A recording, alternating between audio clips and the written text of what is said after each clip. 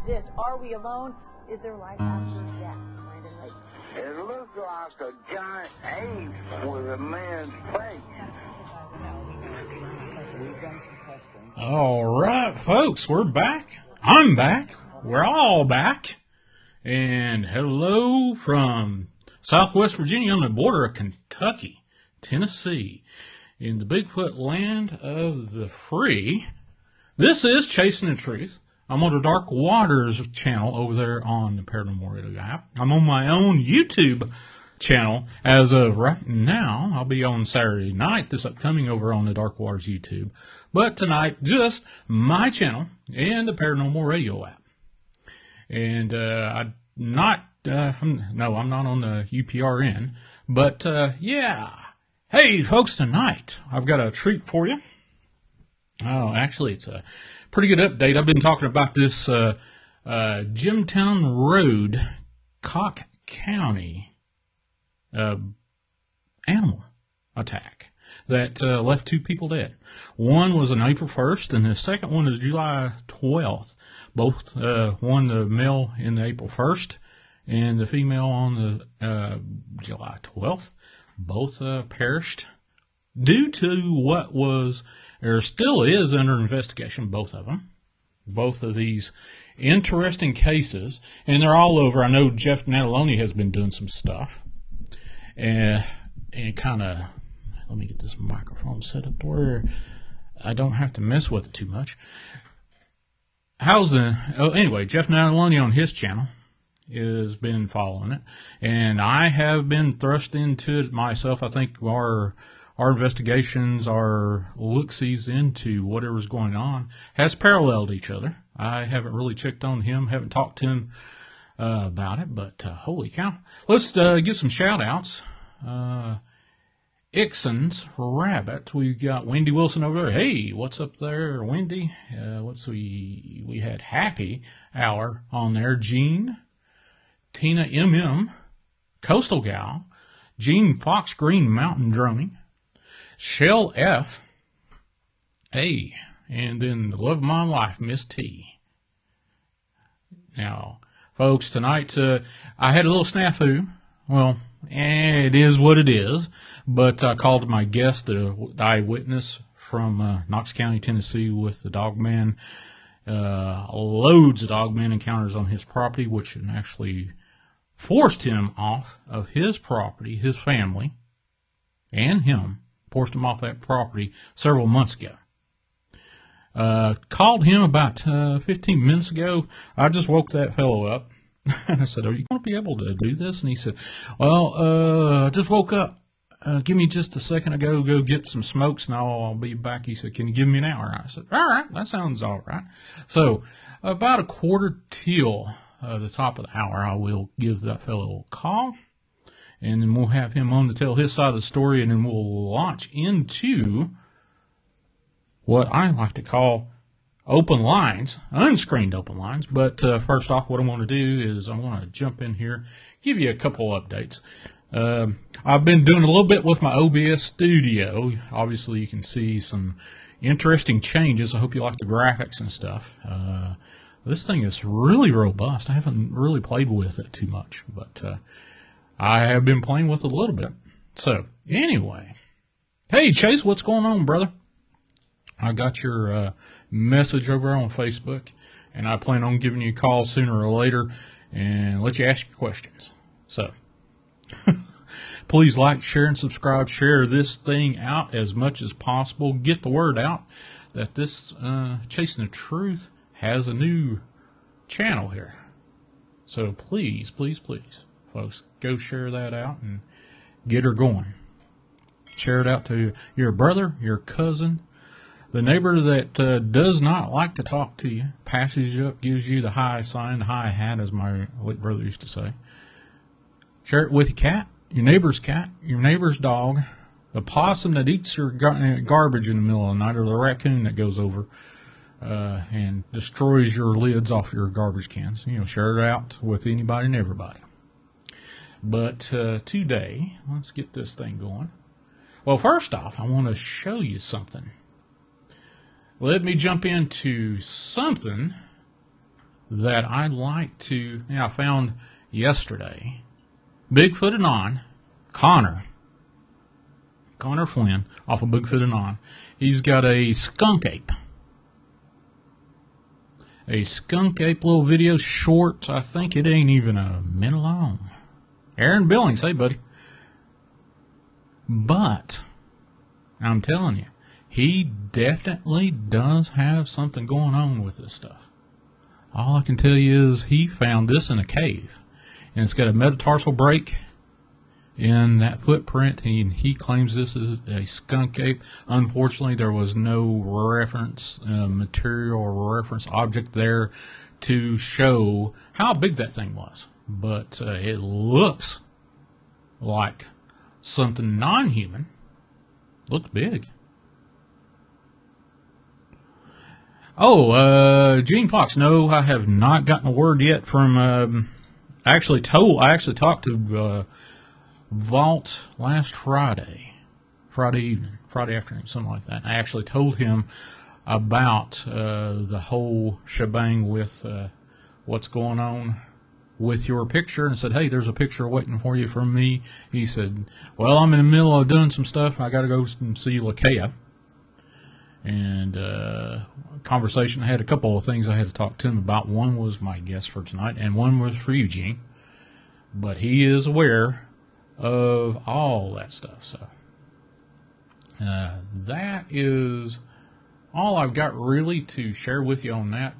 He is aware that he's got an email. I don't know if he's looked at it or not, but he's not reported back to me.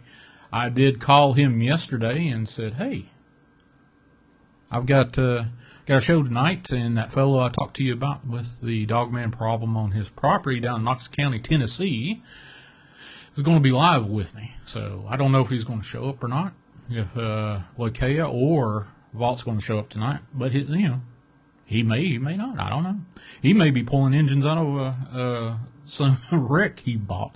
He told me he bought a bunch of wrecks last Friday, and he was expecting, he'd already made $20,000. An impromptu truth. Hey, what's going on? But what's on the screen right now is a Bigfoot Anonymous Connor Flynn special. And let's see, let me get this a little bit bigger. Let's see if I can get this. That's about as big as it's going to get, unfortunately. But there you go. This is a Bigfoot print, what he referred to as a skunk ape, on a interesting little short video. There's a mid-tarsal break right there, and that's, I'm not going to share. I didn't ask him permission to share the video, so I'm not going to share the video, but I've got this little thing up. And Bigfoot Anon is definitely the fellow, Connor Flynn, that shared that with us on his YouTube channel. I think he probably had it over on his TikTok and other places. Hey, Lisa, what's going on? Now, a couple other things that have popped up in my... Today, actually, I just learned this today. I was checking my emails with the love of my life, Miss T, there in the chat there, over on YouTube. Let's see, hold on just a second. Let me pull up the email. A lady by the name of Catherine T sent me something about a sighting over on the O'Hare Airport, Mothman. Have you guys heard about that? Any of you? Anybody heard about the Mothman sighting? Let me pull this up, see if I can get this. Get this up on the screen, nurse. We'll go ahead and get this up here. Let me get the Bigfoot Anon stuff off, and then we'll grab CTT, call text, window capture. There we go. Transition this over.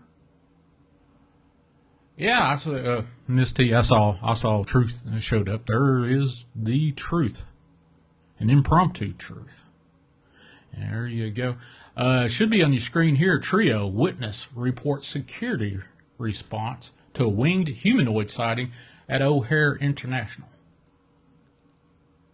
Now, folks, this is from the Singular Fortean Society, singularfortean.com. Lon Strickler is associated with it. Everybody knows Lon Strickler, the Phantoms and Monsters .com fellow that's been all over the place. But this is dated August 19th right here. I don't know if this should show up. But there it is, August 9th, 2021. Today is August 11th, just to let you know.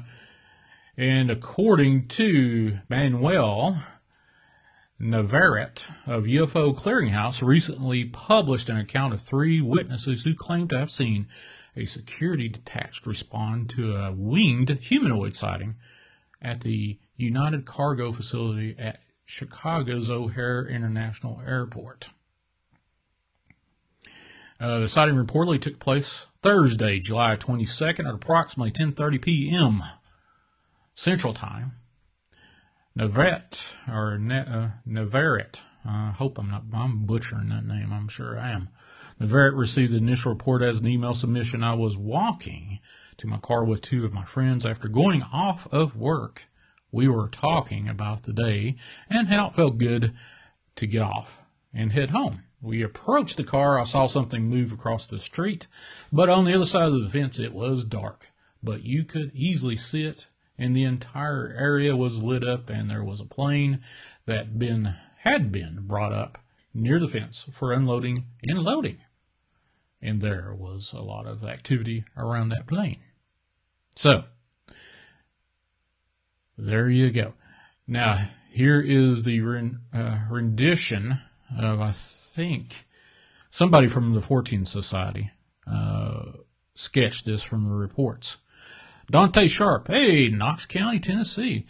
There's going to be a delay in my eyewitness, my guest tonight. His name's Paul, and I'm not going to share his name or his last name or anything like that. He can share all he wants to, but I cautioned him about not sharing anything too public, anything too specific, because these hot pockets, as everybody knows, likes to cause a little trouble.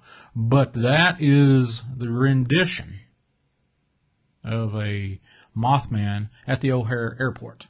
Now tonight I'll be calling my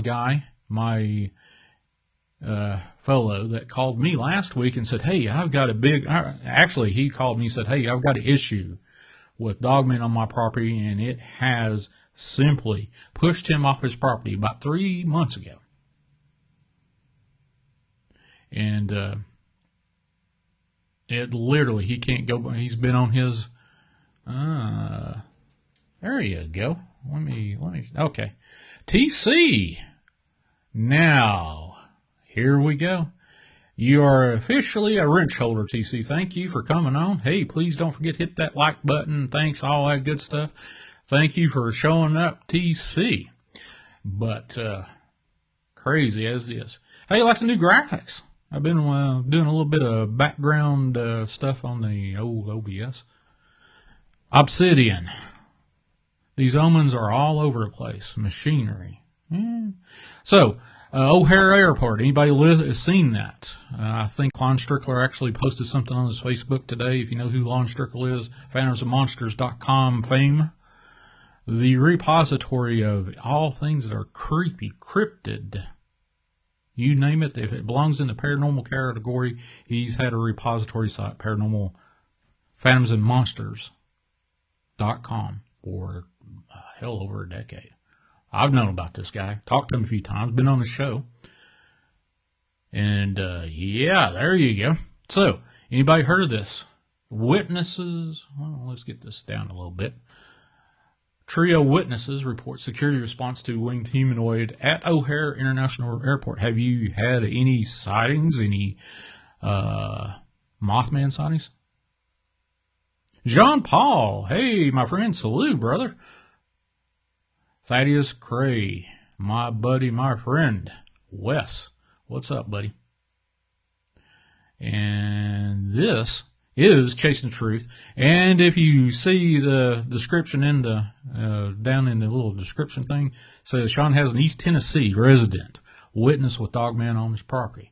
And he has a rather lengthy, and you know, I'm going to give you a big alert. There's going to be some salty language This is an adult program, and we all, when you talk about this stuff, you got to say shit and damn every once in a while.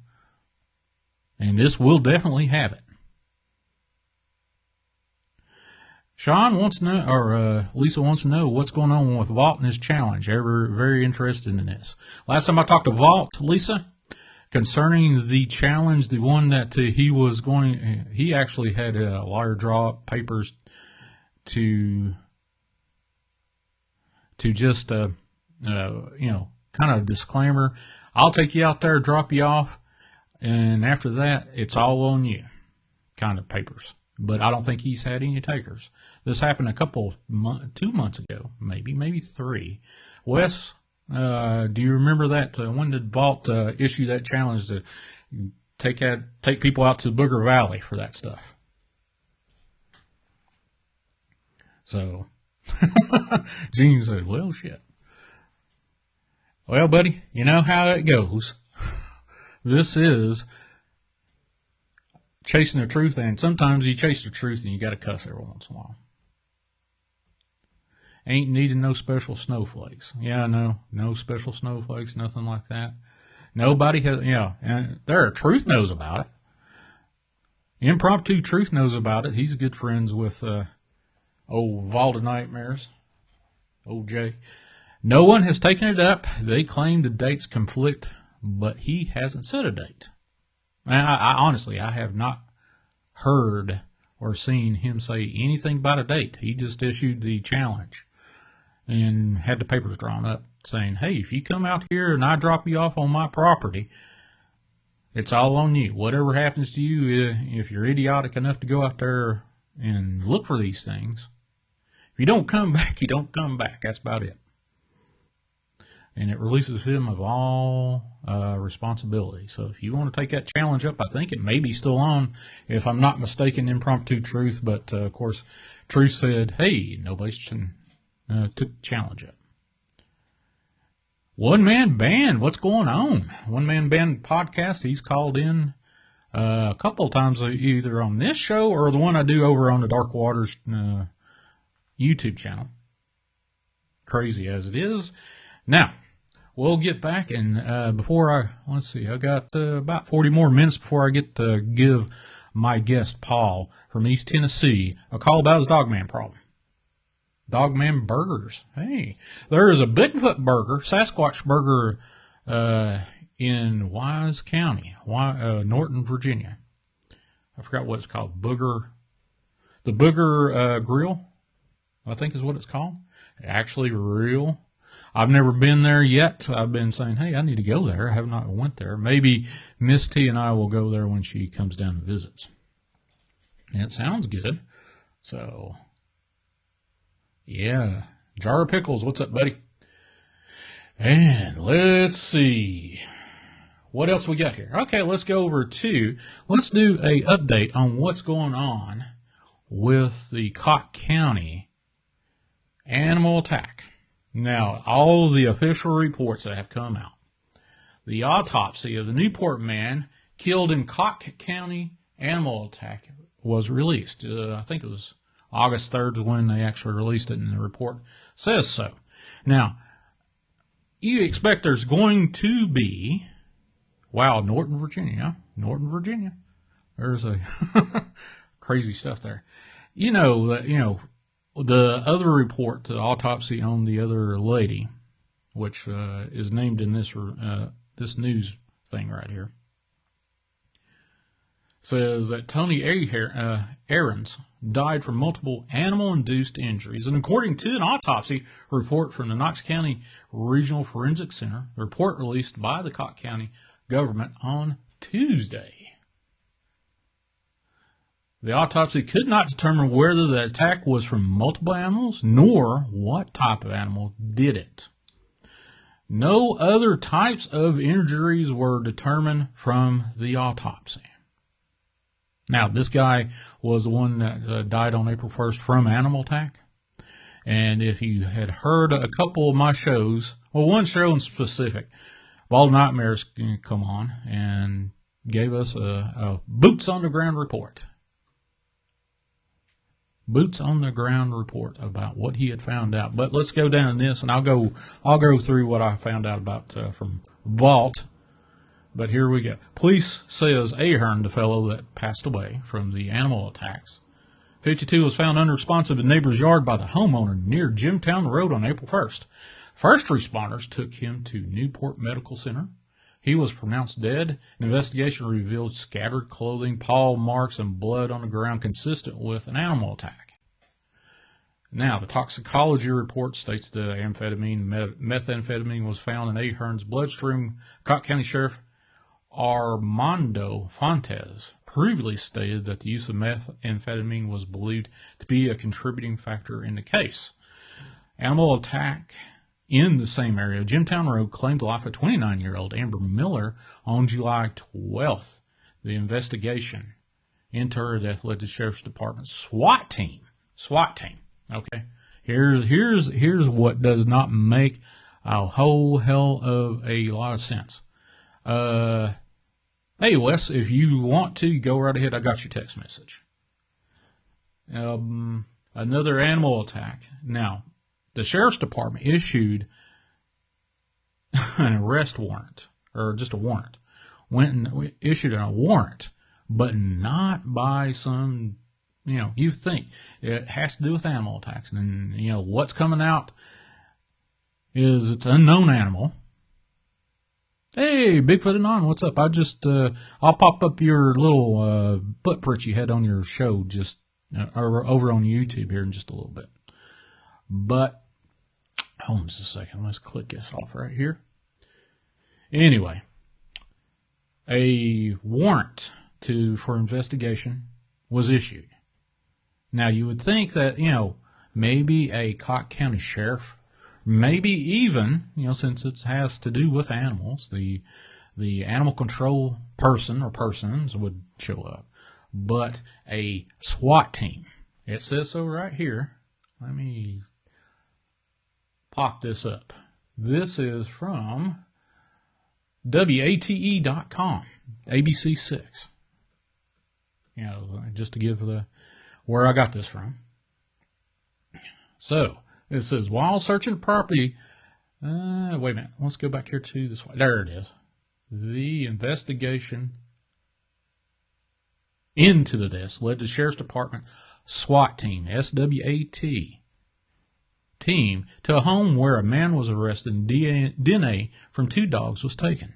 Now, my guest that I'll be calling here in about 40 minutes, 30 or 40 minutes, has a very strong opinion about this. But why does apparent animal attack wind up needing a SWAT team to issue a warrant on anybody for an animal attack?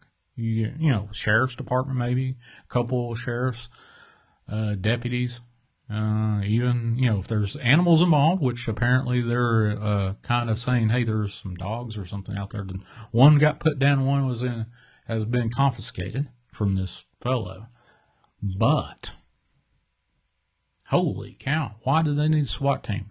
Now, that's being said, that's just one of the weird things. Now, Cocke County, not the Sheriff's Department, but the Cocke County Board has, kind of put out there that it may be a dog attack. Okay. But according to what Bottle Nightmares came on my show, and we spoke at length about this, and I had him recount a couple of times. Yeah, please, Wes, please send out your link to your own show, your own YouTube.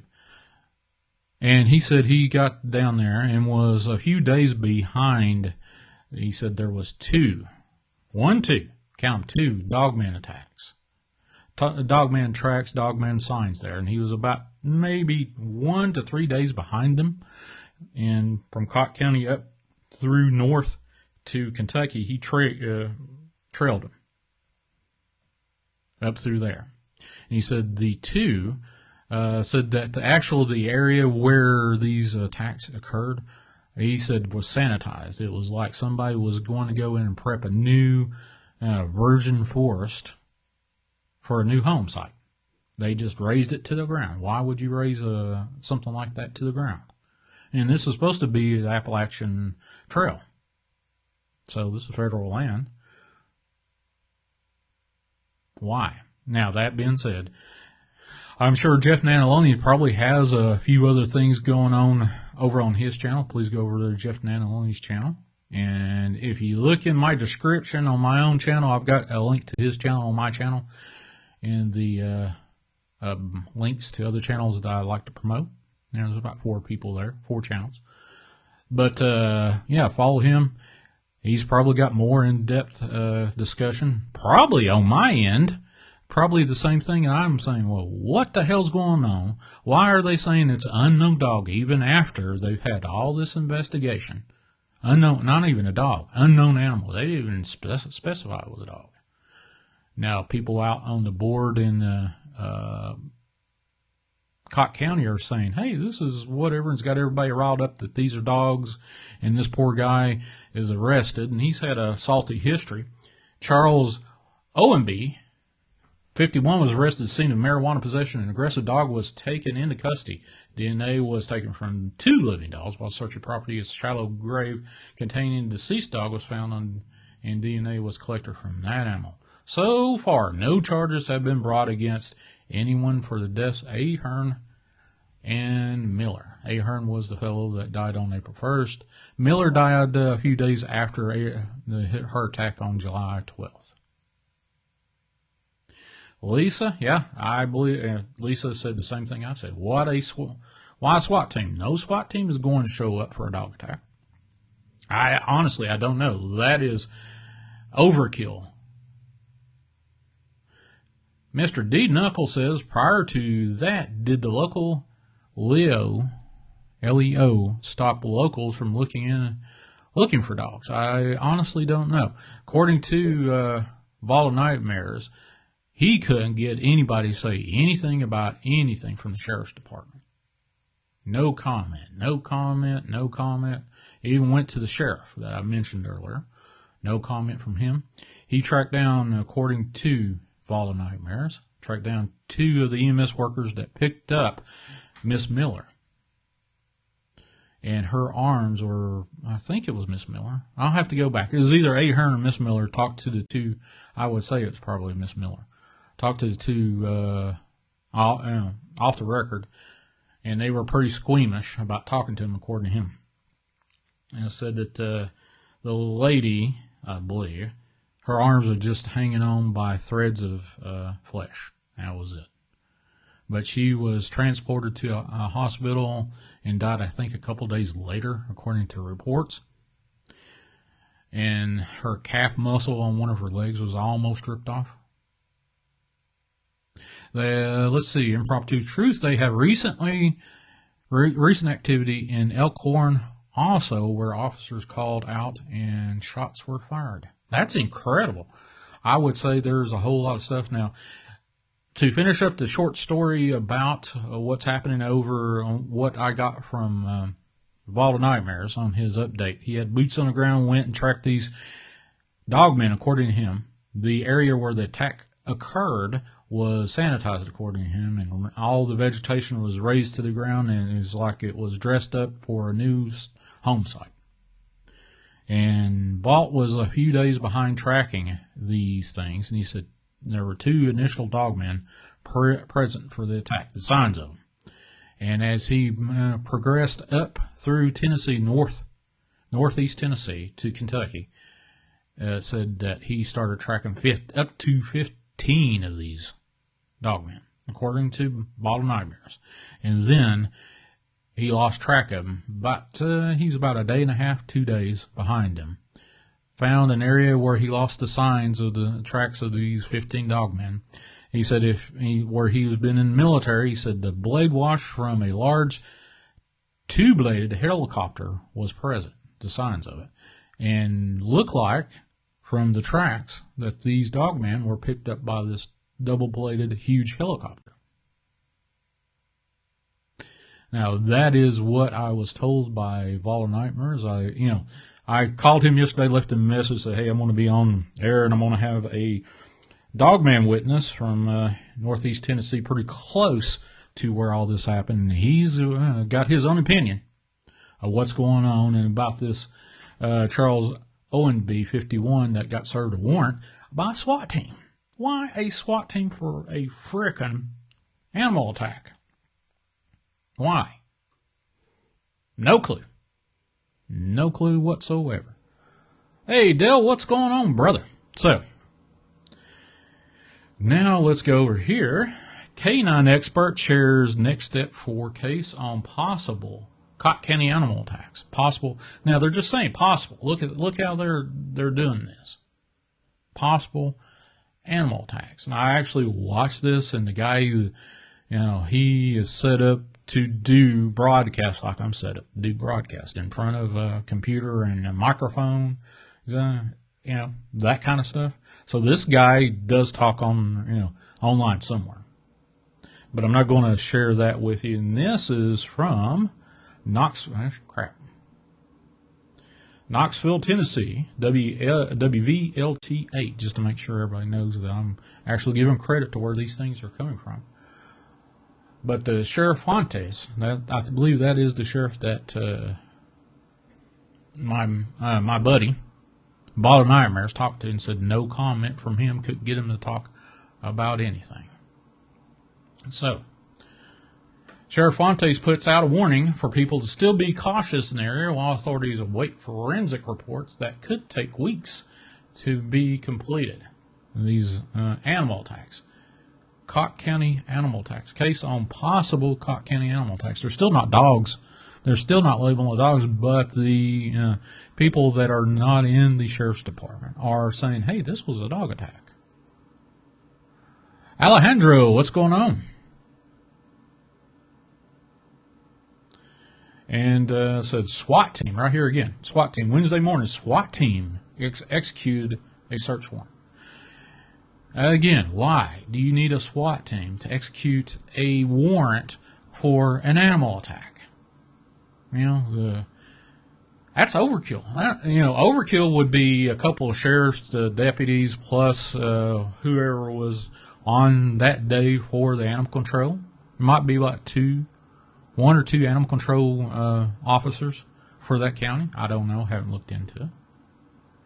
Plus a couple of sheriff's deputies. That would be overkill for issuing a warrant for this. Why a SWAT team? So, folks, all I'm telling you is there's a lot here that says there's more here than they're letting on saying about. They got this one little expert they brought up from WVLT.TV. And I said, hey, this is what's going to happen if this is a dog attack or what. This is where they're injecting the dog attack. Now, officials are saying unknown animal, period. Unknown animal. Creative Catalyst, what's up? So, that being said, my guest tonight is going to be just a few minutes late. I actually woke the little fellow up. I'll let him tell his part of why he wound up being late for the program. But he said, give me a call back in about an hour. He had to go get some smokes and wake up and get a coffee or whatever. Which, hey, I got coffee. You guys what you drinking tonight? It's middle of the week, so my Saturdays usually I'm pretty open. Say, hey, what's your adult beverage for the night? But hey, it's Wednesday. What are you drinking? Are you having adult beverage? I'm not. I quit drinking a long time ago. I've got medium roast McCafe. Now, let's see. Impromptu True says, I have an uncle who was New York trooper for years. I asked him if he's ever called out for a black cow call. And he said, unfortunately, yes. Then didn't go into any more. What is the lingo for a black cow? I don't know what that means, Truth. But this is Unscreened Open Lines. And I think I pretty much went into this. Now, we're going to probably go into this when my guest comes on, the eyewitness from Northeast Tennessee that has a property over there. He got pushed out from Dogmen being on his property. He reached out to me saying, hey, I need help. Can you find people to help? Lisa says Cocke County has a secret and doesn't want anyone to know. I think it's not only Cocke County. I think it's the state of Tennessee. I think it's the state of Kentucky. I think it is actually the feds. You know, that's me just guessing, but I'm thinking it's the feds. Once it crossed over into Kentucky, Cocke County washed their hands of the jurisdiction. It was in the feds' hands, Forestry Service hands. Stimulate says he's got the Colt 45. Oh my God, do you? Really? Or are you just acting funny? Colt 45 is bad. There's a guy that I follow, a YouTuber called Chase the Heat. He says he's pretty down and bad, and he got the Colt 45 test. I haven't heard back from, I think he did that earlier today, maybe, I don't know. Who knows? But here in a few minutes, I'll be calling my guest here in a few minutes. Now, let's change back. Hopefully everything will go in here. We're going to have doing a Jimtown Road update for Northeast Tennessee with the dog animal attack. The unknown animal attack. And if you are looking at this new setup I've got the same old equipment, same old online stuff, my OBS studio. I just been tweaking it and found out, hey, I can do this. I can make this look a little bit different, you know? Holy cow, it looks a little bit different. How you guys like the graphics? Are the graphics interesting or not? Let's see. Forgot the code name for Bigfoot. Is that what that was? A brown cow or black? Bigfoot is a black cow or is a Dogman? Black cow is a Bigfoot. Bigfoot, black Dogman. Okay. I did not know the code for that. That is news to me. I learn all the time. Learning all the time. Learning all the time. Now, tonight is open lines up until the point that I get my guest on, and then he will take calls, open line calls, after he gets his story out. 931-994-6917. 931-994-6917 is the caller enter number. Or if you're on Skype, look up Chasing the Truth 2018. Chasing the Truth 2018. Now, for anybody's asking, where the hell did he get that graphic of that Dogman, that werewolf, that were-dog, or whatever that is that's moving on the screen there? Well, I will tell you. Got it for free. And it's on pixabay.com. Bigfoot is brown cow. Black cow is Dogman. Oh, okay. So brown is Bigfoot, black is Dogman. Okay, gotcha. Code brown. Code brown. Yeah. Have you ever had a code brown? I've had a code brown a couple times in the hospital on the floor. And you go, oh my God, I shouldn't eat that sugar-free candy. If you know what I mean. The guy sitting at the computer is awesome. Which computer? I've got two Macs. I don't know which guy you're talking about. I haven't used a PC in over 7 years. Kept away from it. I haven't owned well, actually I do own a PC. It's been retired for a good decade, easy. Let's see, Chase, do you think they walk on their knuckles with their front hands, Shawn? From the people I know that have tracked these things, the prints they leave look like gibbon monkeys prints. So I don't know if they walk on their knuckles. I know apes do in a certain perspective. I think that is probably some characteristics that was given to it by the artist that did that graphic on Pixabay. I don't know. Code brown. Impromptu truth. Hey, Shawn, remember my UFO sighting I called in about? I found a something the size of a BB in my right shin. Holy cow, are you going to have that taken out? Here's a story, which I've told this to Miss T. My family, my father, specifically my late father, God rest his soul. I did not know about this until later, after his life after his life was over. But he had some incredible encounters, missing time, abductions, and all the things that you would probably say, hey, that's good enough for a movie.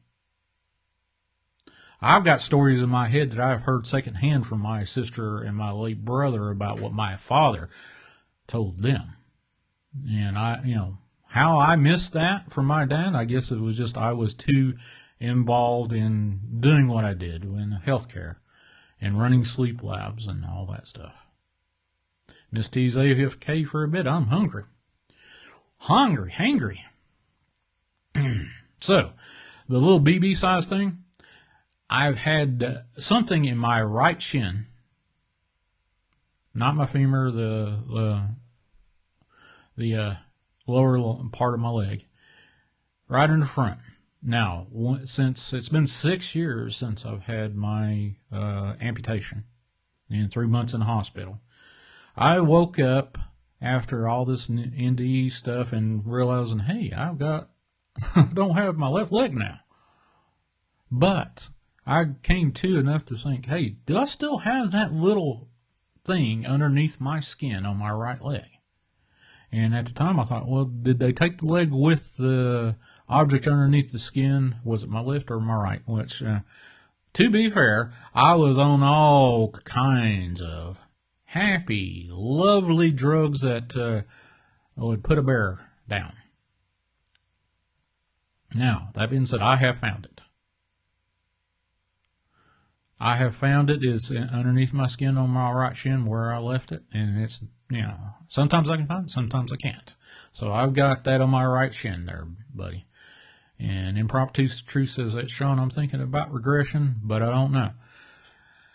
The thing with regression, the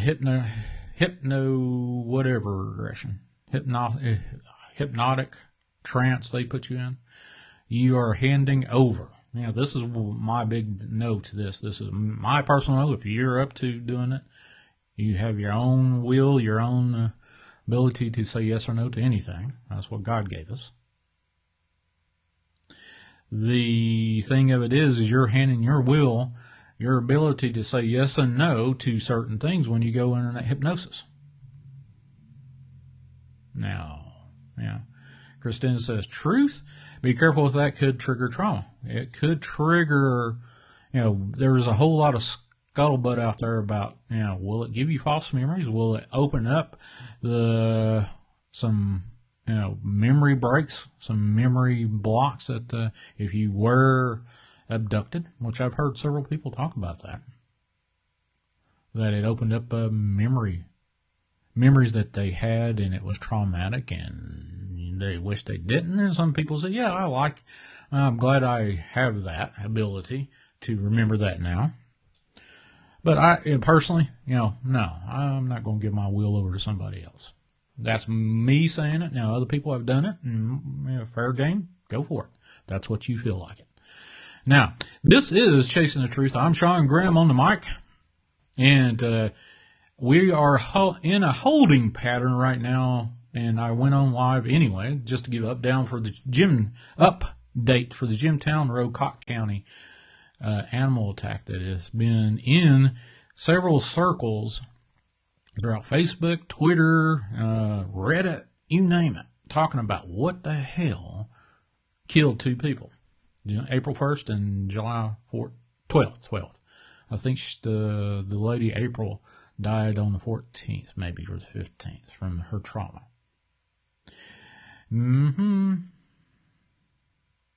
If Miss T can do it, do not trust anyone else, Shawn. No, I'm not going to. I'm not going to trust that. I'm not going to trust anybody to do that. Now, I trust Miss T with my life. I have told her secrets that I have never told anybody else in my entire life. Never thought I would. So, yeah, I trust Miss T.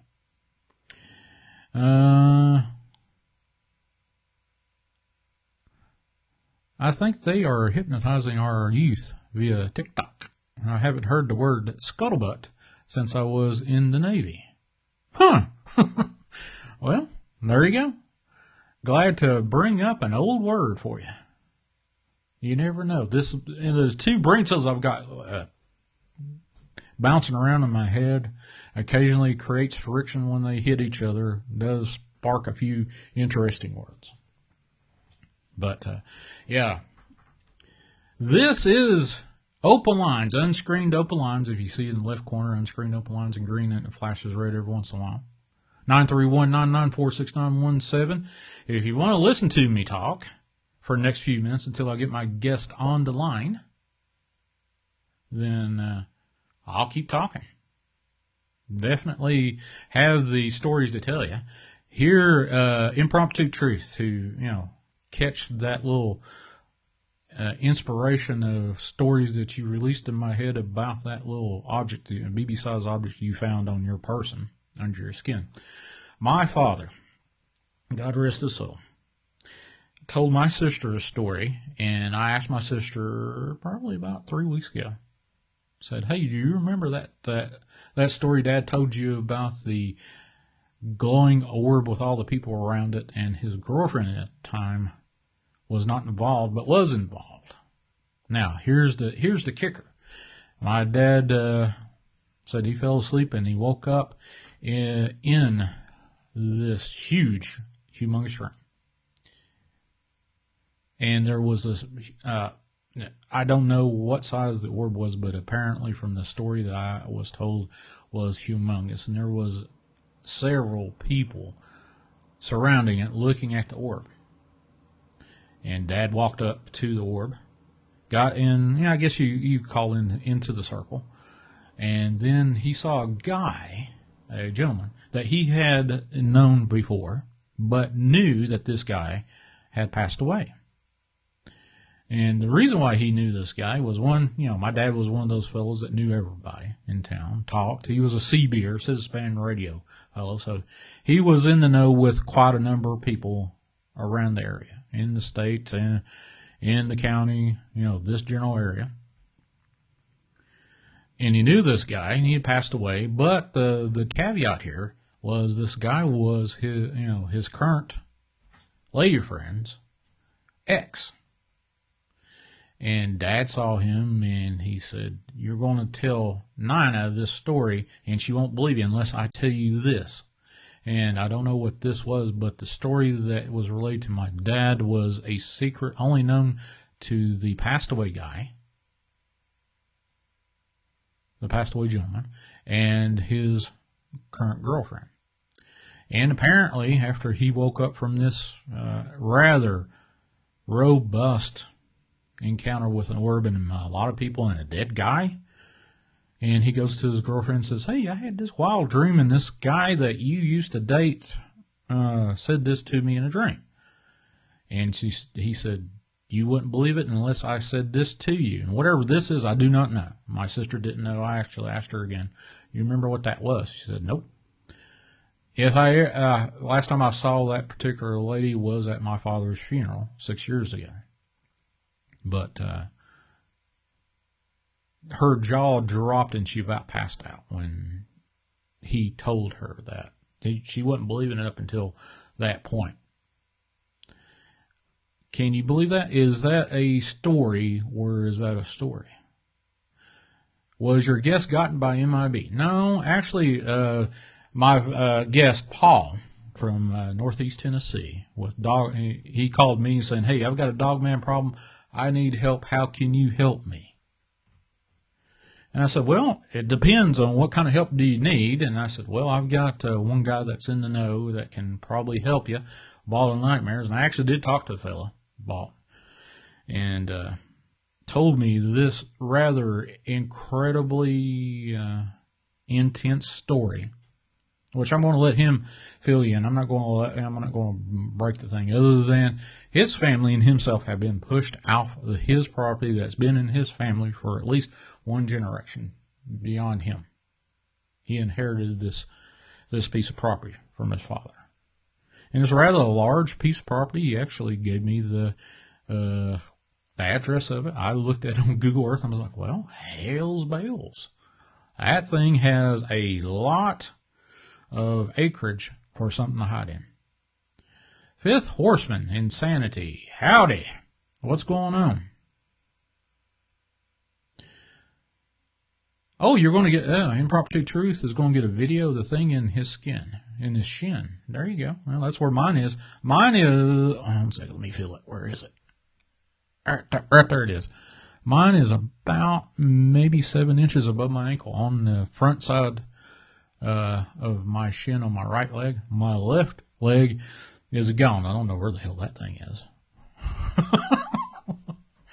If you find a leg laying around, please call 931-994-6917. It might be mine. It might stink a little bit, but it might be mine. But yeah, definitely want to see that video there, Impromptu Truth. So, folks, tonight, having a little bit of a delay. We got, actually, I'm going to call him in a couple minutes. Hopefully, we'll be able to get him on here in just a few minutes. I'll make a lot of noise and whatnot, and then after we give him a chance to tell his story, we'll get this out. We'll get this out, and he will probably go over the Jimtown Road, Cocke County story in more depth and get his opinion, Paul's opinion, on what's going on over there and what he believes and does not believe the mainstream media is telling them about this stuff. So,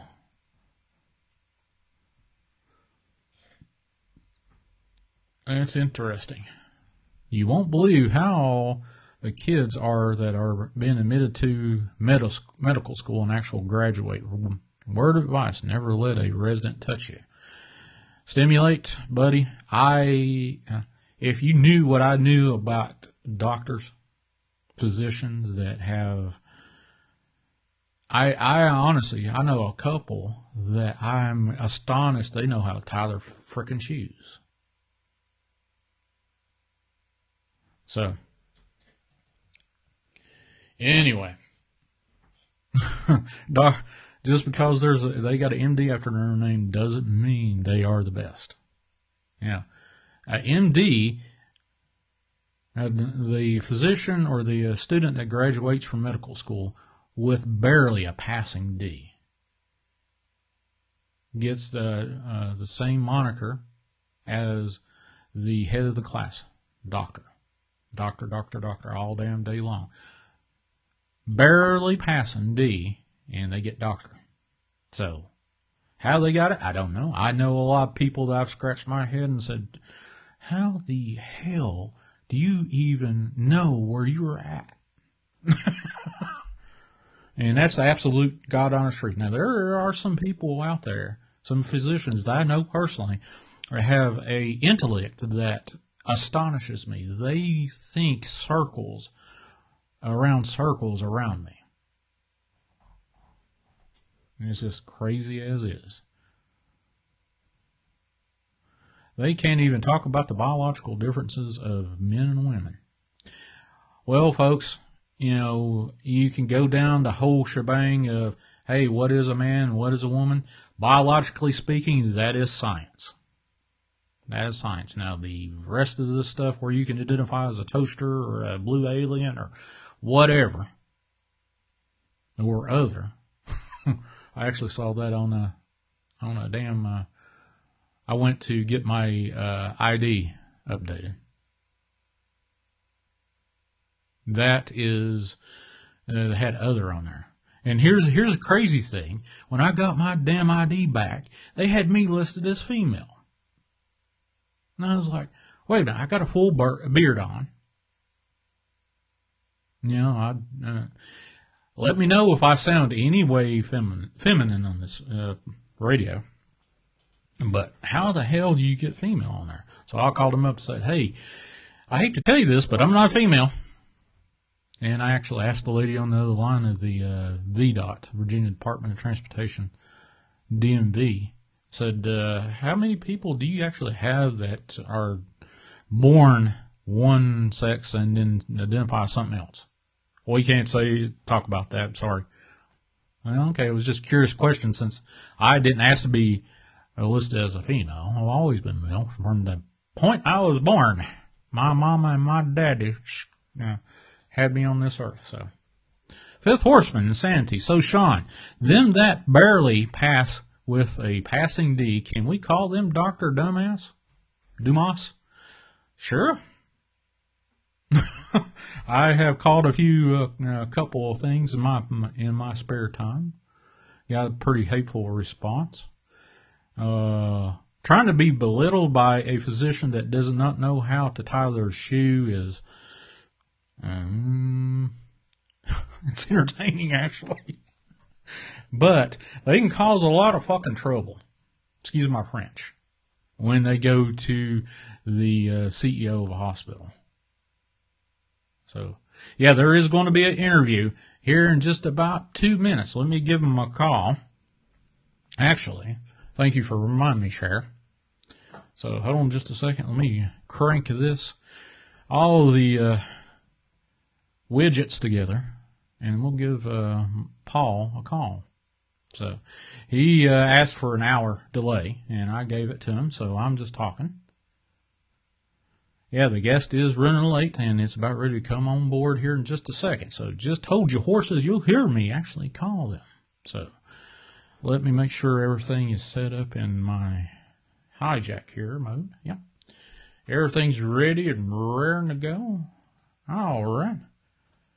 There's his number, and here we go. Let's see if he'll answer.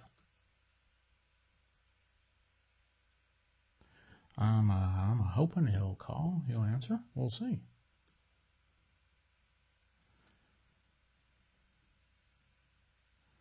It's ringing.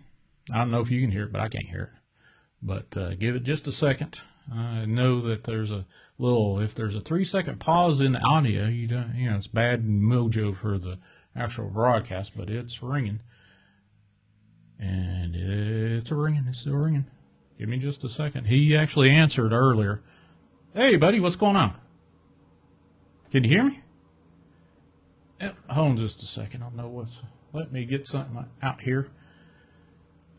Paul, give me just a second, buddy. Let me get in here and change something real quick. I don't know what's going on with this. No, I don't want notifications turned on. I want to be able to hear my guy. Let's see, audio there, USB codec there, and all right. Can you hear me now? Test audio.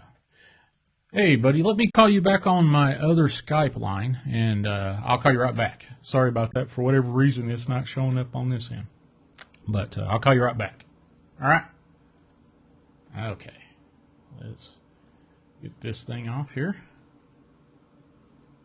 Make sure I've got everything off and hung up on. And let's go over here to my other Skype line. Oh, for Pete's sakes. You know something? I just love when shit just does not work. You do one thing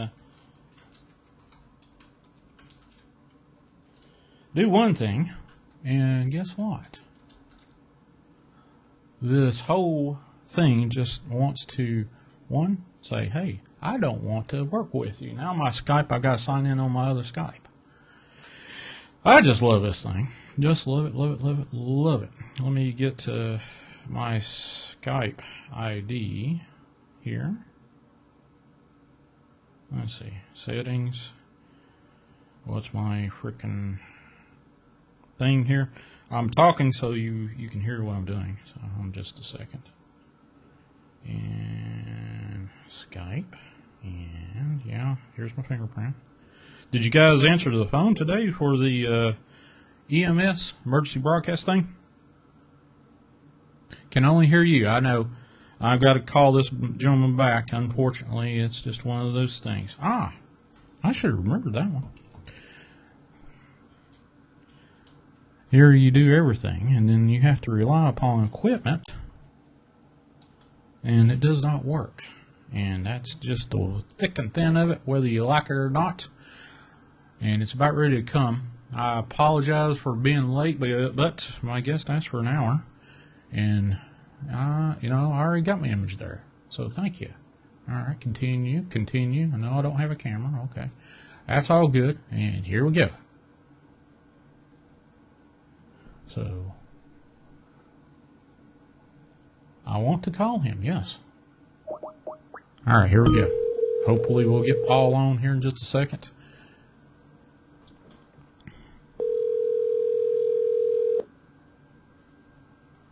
Hopefully.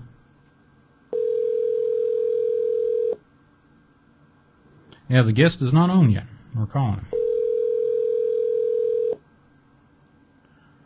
And didn't get a warning call. Oh, okay. I did give him a warning call earlier. He just hadn't answered. Your call has been forwarded to an automated voice messaging system. All right. Well, let's give him a message and say, hey, give me a call back.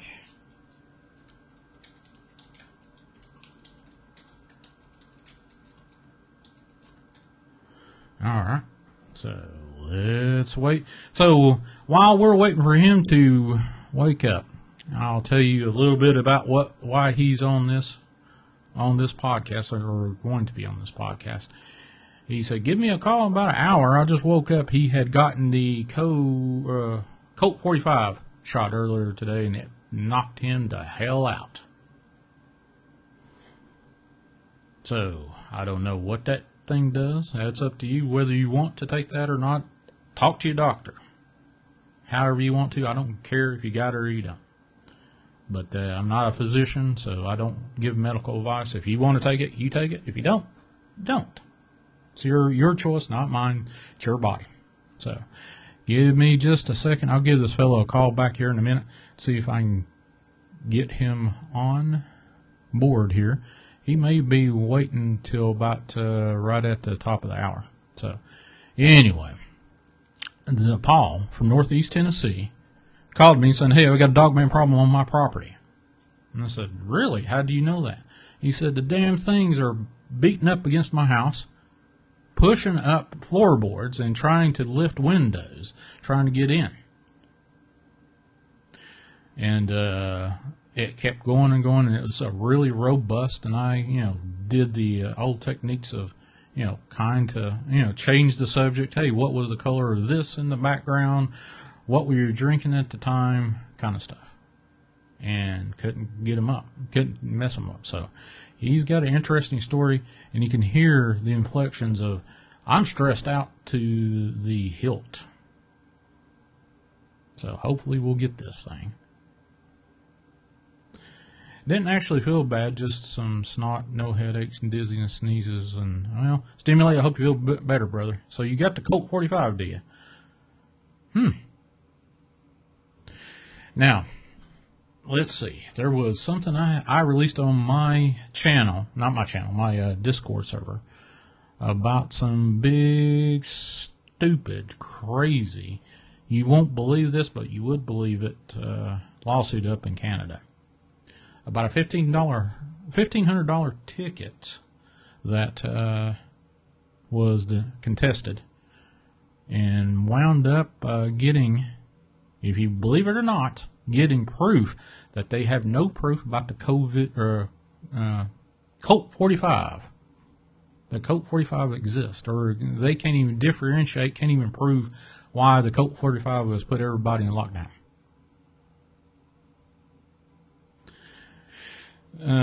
So, look that up. Canada, $1,500 ticket for social distancing in a crowd more than 10. And he got selected and said, here's your $1,500 fine for violating this mandate on the street corner. It's interesting to say. And we'll see. I'll give this fellow a call here in about 4 minutes. I'm going to give him to the top of the hour. If not, what we'll probably do is, what we always do, what we have been doing, Unscreened Open Lines. But, Shawn G, this show you have is something special. Well, William, something special is happening all the frickin' time on this show. Luckily, I actually was able to turn on the equipment. And the equipment worked. I thought, hey, what's going on here? I have no clue why my Skype was not working on this computer over here, on this Mac. That's the strange crap. I couldn't tell you why at all Skype wasn't working on the main computer that I transmit this stuff from. The voter ID. Yeah. I have my own strong belief systems, but I'm not going to share it on here. Other than, hey, if you want it, go get it. If you don't, that's your choice. And the one thing is, there is a little federal law that every physician, every hospital, doctor's office, medical establishment has to, at almost near pain's death, follow. HIPAA, H-I-P-P-A, Health Information Protection Privacy Protection Act. Nobody has the right to know anything about your private medical history, period. According to HIPAA, H-I-P-P-A. Shawn, you got a case of gremlins. Well, I sprayed for them.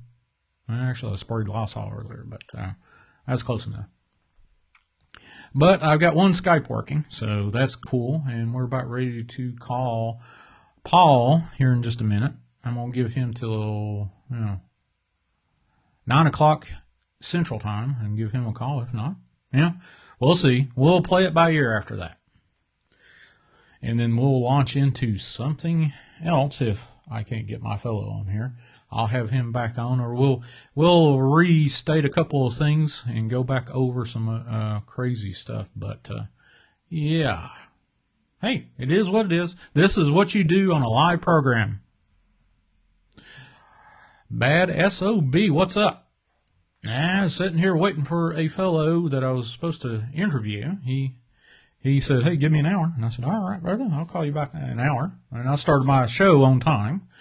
Did some updates on the Jimtown Road, Cocke County, Tennessee stuff. And raised a lot of interesting questions, which I'll raise again here in a little bit since I'm getting a few people on here. But I'm waiting for the top of the hour to call my guest again and seeing if he will be able to be on the show. I hope and pray that he does. He's got a freaking awesome story. I mean, this is one of those things you got, what? Now, I have heard all kinds of Dogman stories. I've had some Bigfoot stories called to me. And this guy's got a fairly interesting, unique story to tell. And, what has caused the upheaval in his life is what has made this interesting. Now, all this Colt 45 stuff plays a part in it, too. Actually, it plays a part in it today. Lisa Ray, hope everything is doing well. I hope everybody's doing well.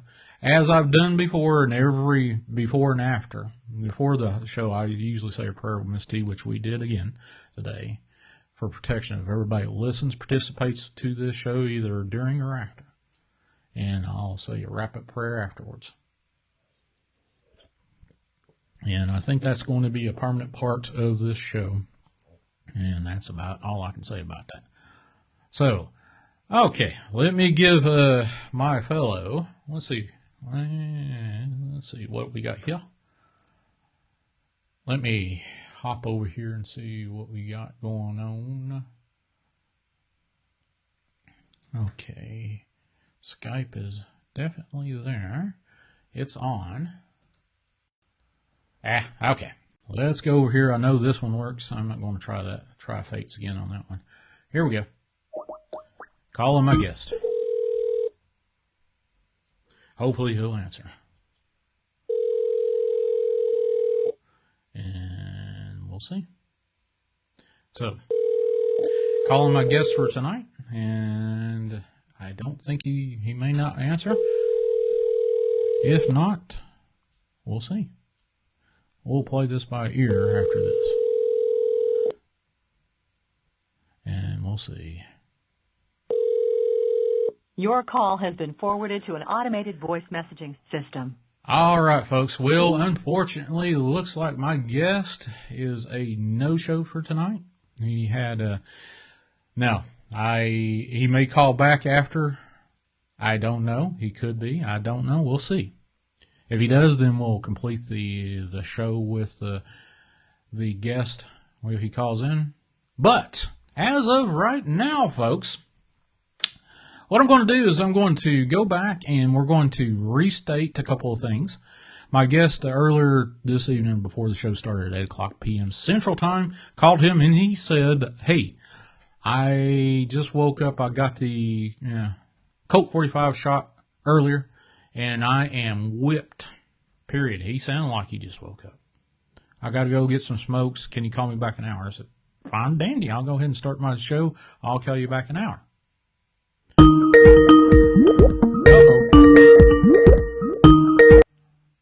Hello, this is Chasing Truth. Who do I have on board here? Hello? Buddy, I can't hear a word you're saying. Hello, can you hear me now?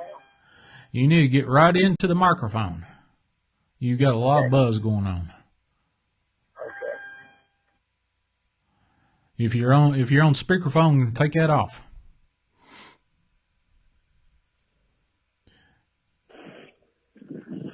Hello? Hello, yeah. Who am I talking to and where are you from? This is Edward Maxwell. Edward, hey, where are you from, brother? Thomasville, North Carolina. North Carolina? Okay, what's going on over there, Edward? Well, it's kind of weird. Last night I went for a ride about 11. I broke it down about 11:30. I have real. Can you hear me? Yeah, I can hear you. You need to get into the microphone a little bit more, but I can hear you.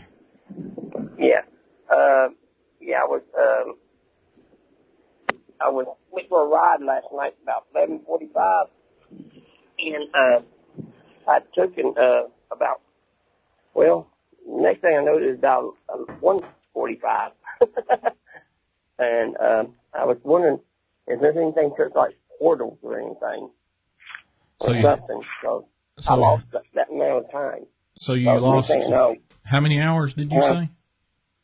I went riding about 11:45, and it was about 1:45, and I was about 20 miles away, and the car, and I was still driving, but the place where I was driving from, I was in High Point, North Carolina. I went over there to get some chicken nuggets. Oh, okay. Yeah, I know where High Point is. Been to High Point. Yeah, I know where that is. Chicken nuggets. Yeah. I was going down right beside Thomas buses over there. And I just went past a thing called Wing King. And the next thing I know, it was like I said, it was about 20 miles away, and I was driving back. And I don't know what happened in between time. And I don't smoke, drink, or take drugs. That's one thing. I was trying to wonder why I had to drive 20 miles back to. I live in Thomasville. Okay. But I went to High Point because Thomasville was redoing their McDonald's here. Oh, okay. So you left out from Thomasville to High Point, and where did you? Yeah. Where was the last place that you remember being? The last place I was here, I'd passed Wing King right there, right above where Thomas buses are in High Point. It's a big old where they make a lot of buses that go all the way around the world. Mm-hmm. And I've never had anything like that to happen before. And I know I didn't drive that far, but the next thing I know, I was there. Oh wow! And I was still driving, and it went from there to there. And next thing I had to drive all the way back. And you lost what? How many hours did you say you lost? Let's see, from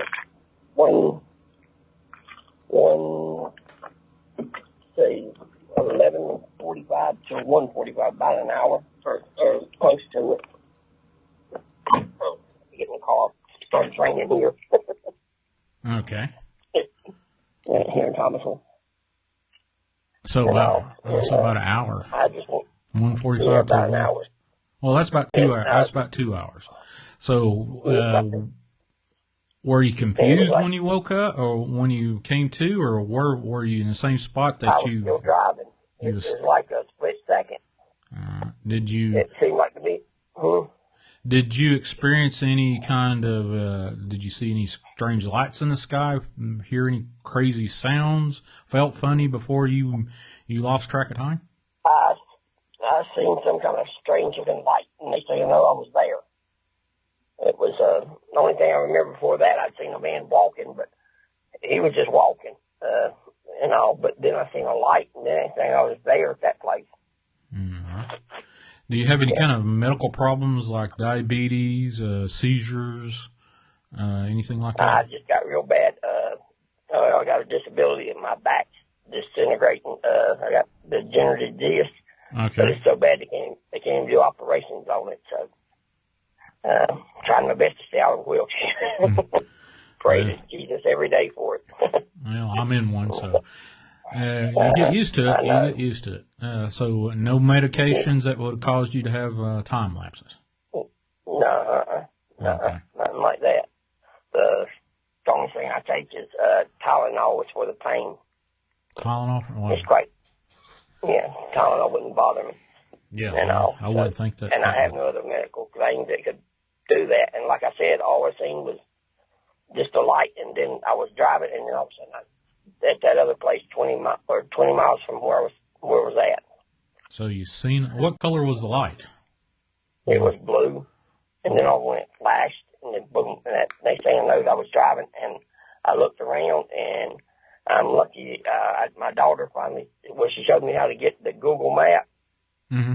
and when I rode until I seen a sign, and then all I did is I just punched it, or I got to where I can hit it. She fixed it. Where all I have to do is to say where I live at, my address. So that's what I did, and I just followed it home. But it took me a while to get back. Wow. And, so I can't explain the time difference, and it was like it was just a split second. And I just needed to talk to somebody. I thought I was going crazy and all. Well, I've talked to a lot of people that, even my own late father had missing time. So, you're not crazy. I believe you. I don't have any reason not to believe you. And you said there was no medications involved that could cause you to have missing time, seizures, or diabetes, or any medical condition. Nothing like that.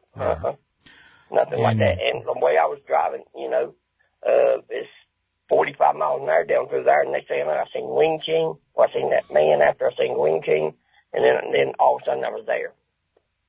And the light, that's all I seen, the bluish light, and then boom. And they say, I was driving, and I had to get it, like I said, pull over and do the thing for Google Maps. But once I seen exactly where I was at, where I could get home from there, and just followed it. Oh, wow. Yeah. So I still don't know. I got a doctor's appointment next week, so I figured I'd ask the doctor. Maybe she might think I'm cracking up. But like I said, I just had to talk to somebody. Yeah. So you lost track of time. You're 20 miles in one direction, and then 2 hours later you were 20 miles in the other direction. Yeah. Had to drive all the way back home. Wow. And I got home, and I just sit down we got a swing outside. I just sit down on the swing and just was swinging, and just sit there and tried to think. I just grabbed my Bible and started reading. Well, I figured when we get an answer, that'd be my best answer. Yep, that sounds about the appropriate thing for me to do. Yeah. Yeah. So that's what I done. And went to church today. So I talked to a couple of guys there, and they had never had anything that happen like that. But they didn't call me crazy. But one of them tried to shook his head a little bit.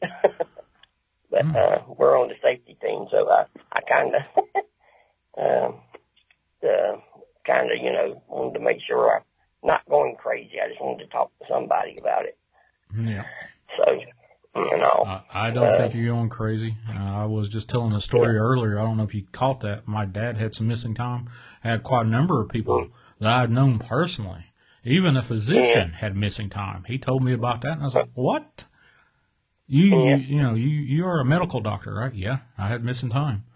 And, he basically said the same thing. He said flashing light, And the next thing he did realize was it was a couple hours later, and he was pulled on the side of the road. Yeah.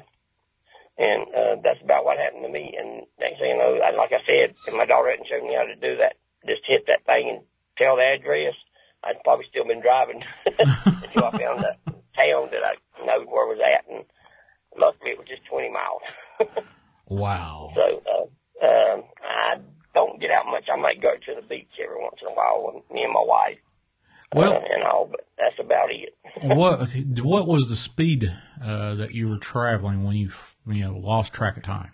Do you remember? I remember it was 45 because I just looked down at it because I was looking at that man. I glanced at that man because he was right here. I moved over because I seen him, and I moved over to the middle thing, and then that's when I was seeing that bluish thing, and then next thing I knew, I was 20 miles away. Wow. So, if you had to, from 11:45 to 1:45, you could have easily traveled 80 miles at 45 miles an hour. You could have. That's what I know. That's the reason I can't figure out what happened. All right. And I know that length of time, what happened in between that time. And I don't have a memory of that, except when I was, while I was still driving, going. And it was like a split second, and I boom, and then boom.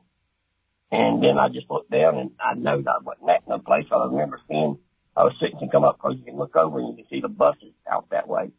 And I started seeing them buses. I was just like that's acres and acres of buses. I mean, they send them all over the world. And that's the only thing I can remember seeing. And next thing you know, I didn't see the buses.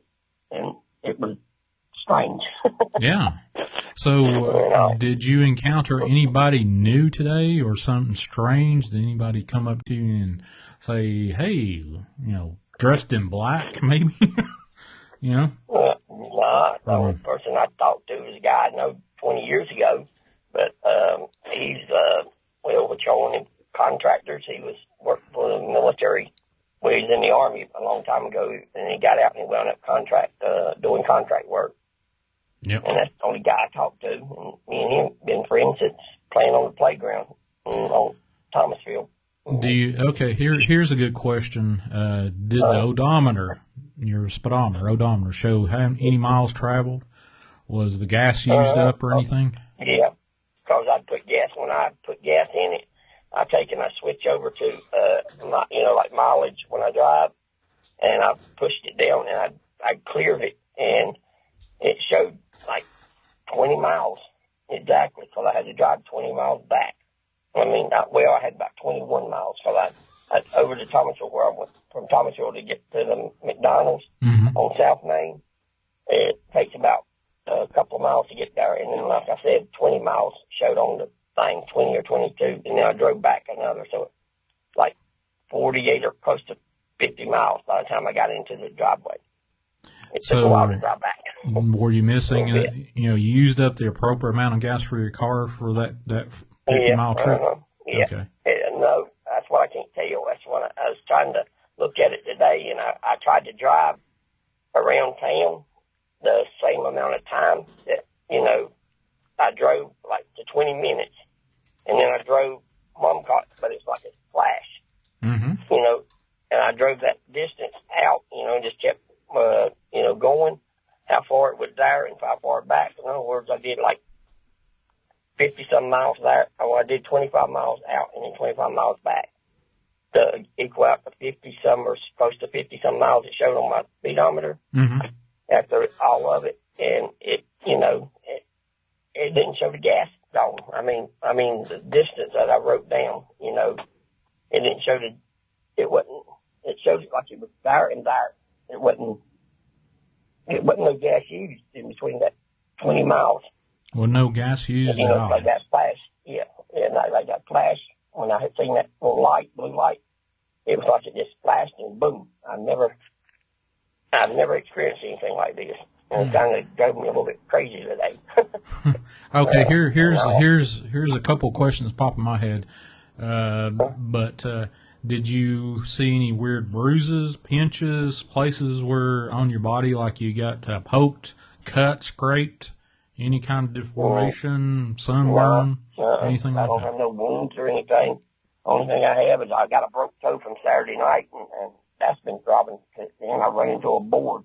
I was chasing my little grandson. He was running from me. It was dark, and I ran into the board. That's why I was trying to keep him running in from boards. He was out here in the yard, and I wound up getting it. So I did break my toe that day. Yeah. And that's the only thing I can remember. That was Saturday night. That happened. And all. But that's the only thing I got had happen to me is I've had physically, but there's nothing on my body nowhere. Okay, so from what you have told me, you know, when you lost track of time and you woke up driving 20 miles away, your car, the gas that you just put in your car had not been used up for that 20-mile period. No. So, like I said, that friend of mine is like a contractor. Me and him talked for a pretty good while at the gas station. Like I said, I hadn't seen him in several years, and he's fixing to go out on some kind of thing. But that's the only thing I can think of. Is that's the only person I talked to, and that none of that gas has been gone. About that 20 miles. wow. Like I said, I measured it, the distance and all, and it would have used a whole lot more than what my car should have showed. What I had. Wow, that's impressive. Yeah. That's impressive, Edward. Wow, I haven't heard one of these. It's been a minute since I've heard a good missing time story. Yeah. It's in line with the ones I've heard from other people that I trust.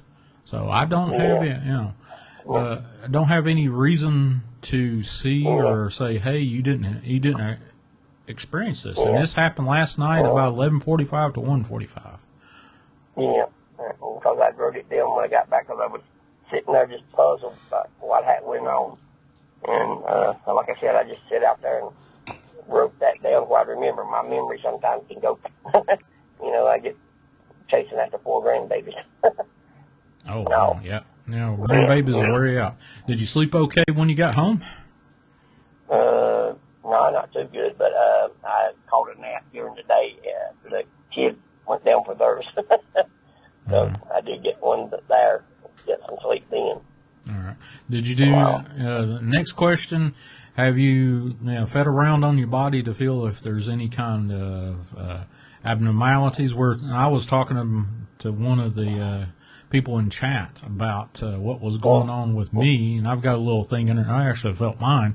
I got a little thing underneath my right shin, underneath my skin. Did you feel around on your body or seen anything like that? I felt all over. I took a shower a little while ago, and I was feeling around, but didn't have no pokes or needles or anything like that. Or maybe somebody stuck me or something. I might have passed out from that. You never know nowadays. And like I said, I hadn't drunk anything or eaten anything that I didn't prepare at the house. Mm-hmm. And all, but my body, I felt all over. I don't have nothing nowhere. That's what I'm still kind of wondering. All right, so nobody said today, hey, Edward, you're acting a little strange or something like that? I just but mostly, like I said, I've been chasing after grandbabies today, and I took them to church. Well, God bless you for taking grandbabies to church. They can be like herding cats sometimes. I know it was today. Oh, yeah, no problem. They range from 7 to 18 months old, so there's 4 of them. So. Oh, wow, yeah, that is like herding cats, definitely. Yeah, it is. Yeah. But I just wanted to talk, and I know that y'all channel kind of looked into stuff like that. And, oh, yeah. That's what I do here. That's why I have this, is to have people tell their side of their stories. Some people may not believe it, but I, quite honestly, Edward, I think I believe your story. I don't have thing one to say, hey, you're not telling the truth. I believe you. Yeah.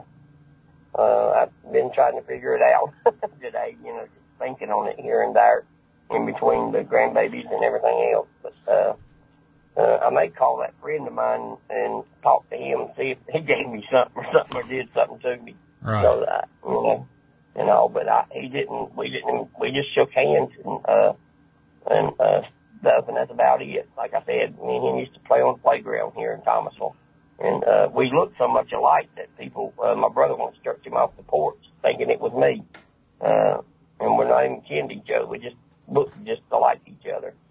Oh, wow. And all. Yep. Yeah. So, well, it's kind of weird. Yeah, it is kind of weird. God bless you for calling in and telling us that. And this happened last night, August 10th. Yeah. At 11:45 p.m. Eastern time. Wow. Yeah. Since then, and like I said, I'm still thinking about it. Like I said, I'm gonna talk to my doctor next week. And maybe she can run some tests, and maybe but like I said, my car shows no, the distance wasn't, like I said, showing. It didn't show no gas gone for that distance. And like I said, I went and drove that amount back and forwards just to see, because my son lives in Lexington, and I just drove over that way from Thomasville and rode out there in the stick and just kept going. And I wasn't nowhere near where I was at. I was coming more from the beach area. And I don't go to Myrtle Beach, but that's the way where I would have been if I would have been going that way. Mm-hmm. And all, but maybe Jesus will tell me tonight and let me know what was going on. Well, if you have any updates or some strange stuff, occurrences, or you find some interesting stuff out about what occurred to you, let me know. Call me back. Use this same number and call me back after hours. Don't worry about calling me during the show.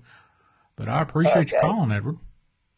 Okay, thank you, and I appreciate you talking to me. Oh, well, thank you for calling in. I appreciate talking to you too, sir. Okay. Well, you have a good night, and God bless you. Good night. God bless. Thank you. Yeah, okay. Bye. All right. Wow. Edward from North Carolina. High Point, this occurred around High Point, North Carolina. If you guys know where High Point, North Carolina is, it's over in the western North Carolina. And, wow. Can you believe it? Folks that have joined in to listen to what I tried to get happen today.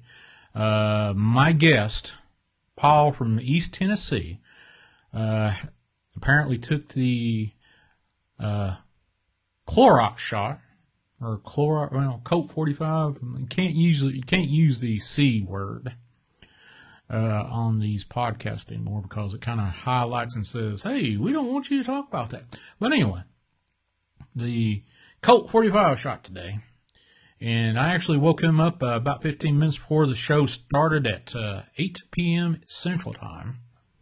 And he said, "Hey, man, I need to go get some smokes, and can you call me back an hour?" Well, I called him back an hour after twice, and he never answered. So what I'm doing right now is this is unscreened open lines, meaning if you call 931-994-6917, just like Edward did, with his strange, but I believe true, UFO, I'm assuming it's a UFO with the blue lights, missing time. 2 hours of missing time, traveled 20 miles, just got gas in his car, did not use gas for that 20-mile journey. But 2 hours later, he was driving 45 miles an hour at the time he lost track of time. In that 2 hours, if he was driving 45 miles an hour, can you do math? Yeah, I would say it was well over. He could have well doubled that, if not quadrupled that length of 20 miles he traveled at 45 miles an hour. Go to A to B, 45 miles an hour. How long would it take you, or how long would you travel? But he said 20 miles with no gas consumption. And no indicators on his odometer that he had traveled those 20 miles. Crazy, eh? So, unfortunately, I do not have a guest for tonight. My guest had the crazy shot, the Colt 45 thing, and it whooped his butt apparently. So unfortunately, I apologize. It's one of those things that you do open lines, do these live shows, which that's what I'm trying to do. I've always been doing it. But we're going to switch back to what I do best. Unscreened open lines, meaning that there's nobody between you and dial that number and me. 931-994-6917. Or Skype, Chasing the Truth 2018. Whichever one that you feel froggy. If you got a phone in your hand and you got a story, or you just want to say, hey, I'm from Back Hills, California. I don't know if you sound like that over in California, but I bet you do. Some people do. How, do you believe Edward's story? Have you ever heard of anybody say, hey, I had missing time? And now that was a hot story. That was fresh off the farm, as they say. Just occurred, 23 hours ago, and he's telling that story on my show, live on my show. The LP says, I don't want to say abduction, but that story sounds scary. Well, what would be the plausible description that you could probably, if you're not an alien or a UFO conspiracy person, which conspiracies, fortunately or unfortunately, have been proven true. The One Man Band Podcast. Shawn, you're about to get back into your groove. Get stuff still. Hey, this is what open lines, unscreened open lines, does. You cannot get any better than this. Now, my buddy, Dark Waters, he likes to vet out, and he does a fantastic job. I suggest that if you're into this popular puppy stuff, Dogman stuff, if you're into that stuff, go hunt down. He actually produced a map of his own research of where these things are. That, I think it's about 3 or 4 years of research. Go look at that thing over on Dark Waters' YouTube channel. Thaddeus Crazy says, dude was telling the truth. I have no doubt that guy was telling the truth. Is there anybody out there that thinks that he was not telling the truth? Edward from North Carolina. If so, I'd like to talk to you. If you believe it, call in and say, hey, yeah, I believe it. Uh-oh, we got Wes. I forgot. Hey, Wes, what's going on? I forgot to hit the little knob on there to turn down the volume so it wouldn't ring over the air. But what's going on, brother? Not much, man. I was listening to, I think his name's Edward's story, and that right there is interesting. I've never encountered anybody who has had that kind of time lapse, but I've definitely heard some stories like that before. Oh yeah, I've heard some similar, almost similar to, exactly the same. But it was 6 years ago in a hospital bed, and the doctor was telling me, hey, the physician friend of mine came to visit me while I was in a hospital. Not a physician I paid to say, hey, come see me. Physician friend came to see me and told me a similar story. And I was like, what the hell? I was thinking, what the hell are they giving me? A doctor, an ER doctor, which I got some funny stories I may tell a little bit later if I've got some dead air to fill. But, yeah, he told us about the same story. So he was in a car, saw a flash of light. I can't remember if it was blue or white. And then lost track of time for hours. And then wound up on the side of a road, parked, dazed. And I'm like, oh, wow, all right. So, and I confirmed that by talking to another friend of mine. Said, did this happen? Yep, it happened. I was like, you got to be kidding me. And this was about a year, not a year, 6 months later. Talked to another friend that was in the know. Yep, that happened. I was like, you got to be shitting me. All right. Well, there you go.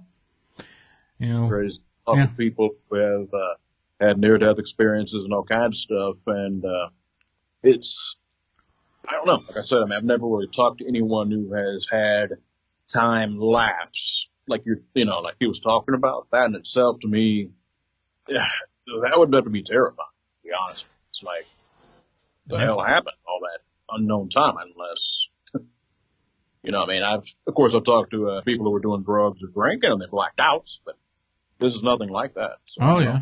Well, that's easy enough to explain away. The guy, ticked off all the markers to say, yeah, he didn't eat drugs, just Tylenol. And nope, he doesn't have seizures, diabetes, or anything medical-wise that I asked him about to say, hey, did you black out? Nope, had nothing. So, yeah, there was, that was a interestingly truthful, I believe, absolutely 100,000% true story. And, it ain't even been a day yet since it happened. So, wow. The high strangeness does happen daily.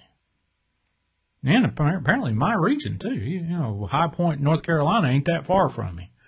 So, holy cat. Who knows? I might be, I could tell some stories. There was one story that I actually told Terry, Miss T, about this. And I fell asleep and I woke up and strangest thing was I thought it was, like 10 o'clock in the morning because it looked like daylight outside through the windows. I got 2 big windows here in this bedroom. And I said, well, I still feel sleepy. I ain't got nothing to do today. I don't have to be anywhere. So I fell back asleep and I woke up and it was dark. And I was like, well, did I sleep through a 24-hour period or what? And I looked over and it was 3 a.m. I think it was 3 a.m., somewhere around that. And I was like, where the hell did that daylight come from? Crazy. Yeah. The thing I've had to, like, time going quicker than normal would be if, I used to have, you already know, I used to have insomnia real bad. I'd be up for days at a time. Yep. And when I crash, sometimes it would seem like time was going quicker. But then, of course, I'd be sleeping probably over 12 plus hours, or maybe even up to 20 sometimes. So that, of course, you wake up, you feel a little better, but you're still disoriented on time. Of course, that's your body trying to catch up. That's probably the closest thing I've ever had to any kind of really time lapse, to be honest. Right. Well, so play devil's advocate with Edward's story from North Carolina. Could you poke holes in it? Not really, no. Okay. I tried with the help of TC. Thanks, TC, for lending those questions about the odometer and the gas usage and stuff. That was key there, definitely. True. I definitely think, I don't know. Like I said, that's just, it's crazy. Never, that's actually, I've heard of stories of, like, people going through, I think it's like, different areas, like almost, I'm pretty sure you're very familiar with the Bermuda Triangle and all that, people going through that thing and from that area, and time does go by fast. They lose track of time. It's weird. Wow. Well, your area of Texas has all kinds of UFO sightings. There's supposed to be something like Area 51 down there. I have heard talk about that. I'm not quite sure where it is, but I'll tell you right now, I remember, I think I told you, I've seen one.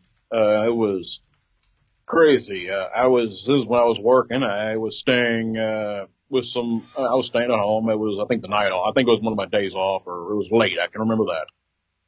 And I was barbecuing, me and, I had a neighbor who he worked at a Cisco plant. He would, bring home food, barbecue, would eat very well. And we saw this, it looked like something like a orb or a disc on fire.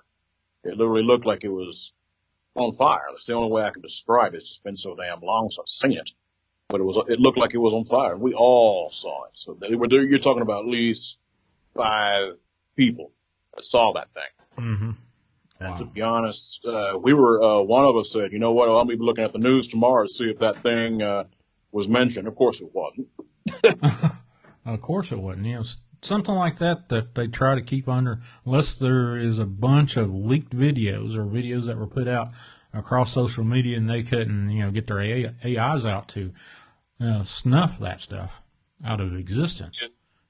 I think we're probably close to that point where AIs can real time take care of any kind of leaked, footage that they don't want out there. We're pretty close to that. Easy.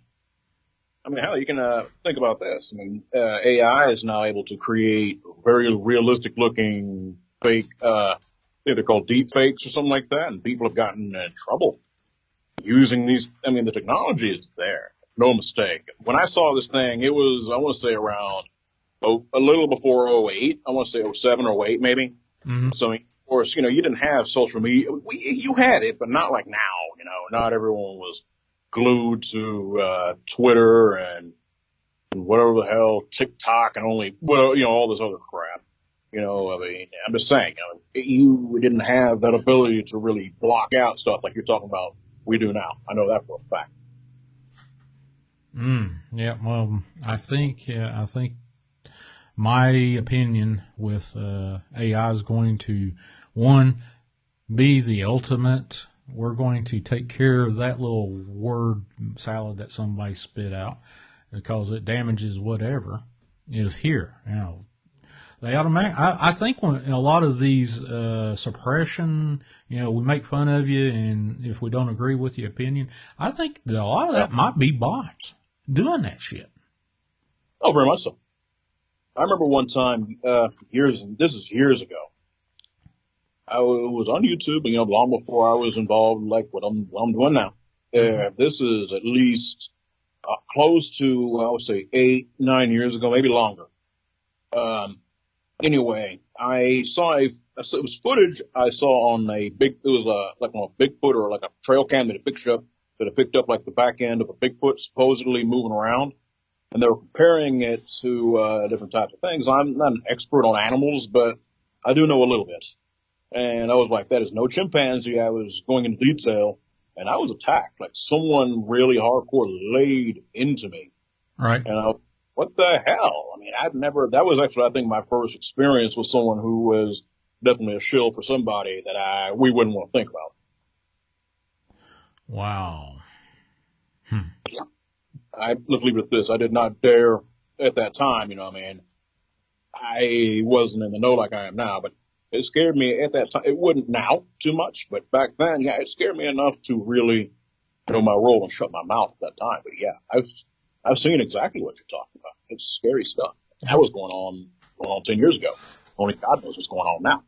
Yeah, actually, I've got a guy. You remember that Seth guy I was talking to about the strange stuff that he occurred over in the Iran-Iraq war? He was telling me about what he had seen. I said, hey, off the subject, off the tabletop kind of stuff, not concerning, wake up and have this thing staring at him. Mm-hmm. But he's an engineer, was an engineer, and still is an engineer. I said, well, how advanced is the technology that you seen 10 years ago while he was in the Army? How advanced was it? Hey, do you see it now in today's consumer products? And he said, nope, haven't seen it at all. Not surprised at all. Yeah, he said he was in a Humvee going down the middle of the street in, I think, Iraq, maybe Iran? No, Iraq. And he said they had these electronic domes in each one of these vehicles that when they moved by for a circumference of, I can't remember what he said, every piece of electronics instantly turned off. All electricity flow was abated. That's crazy. Yeah. That's nuts. Just get him to talk about that. Well, I could fill a whole show with, not considering the crazy story he told you and told me about this double-sided faced creature that haunted him for years. Yeah, that thing really traumatized that poor guy. Oh yeah, but I had the pleasure of talking to him twice, and I'll have him on my show, I think, on the 21st. Sure. So that's going to be strange. That's going to be wild. And then after that, on the 28th, over on the Dark Waters channel, Standeo is going to be on my show. Wow. Yeah. Thank you for getting both of those people. No problem, sir. All right. Well, Wes, I appreciate you calling in, brother. Anytime you want to call me, you know my number. Don't worry, I ain't going to tie anything up. If anyone else wants to call in, be my guest. All right. Well, Wes, appreciate you, brother. You have a good bud. All right. Wes Vick, a.k.a. Thaddeus Cray. He is definitely part of the Dark Waters family.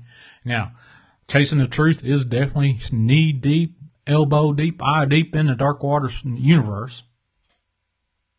So anybody's Dark Waters family is welcome here on the Chasing the Truth show, podcast, radio show, paranormal radio app, you name it. You are welcome with open arms. Oh, here we go. We got another caller. Hello, this is Chasing the Truth. Who do I have on board and where are you from? Hey, Shawn, how are you? Doing great. What's your name and where are you from? It's TC, Shawn. Oh, TC. Oh, so, one, thanks for those questions with Edward from North Carolina. What did you think about that truthful story? I think was truthful.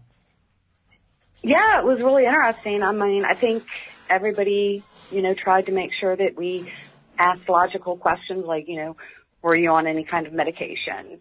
Was there gas in the, typical things that I think that, people should ask to make sure, you verify a story. Oh, yeah. Yeah. So, I thought it was very interesting. I definitely think that he saw something. The weird thing is, everyone always says they see lights. I wonder if maybe the lights could maybe hypnotize people. You see these lights and, possibly. They sort of hypnotize you.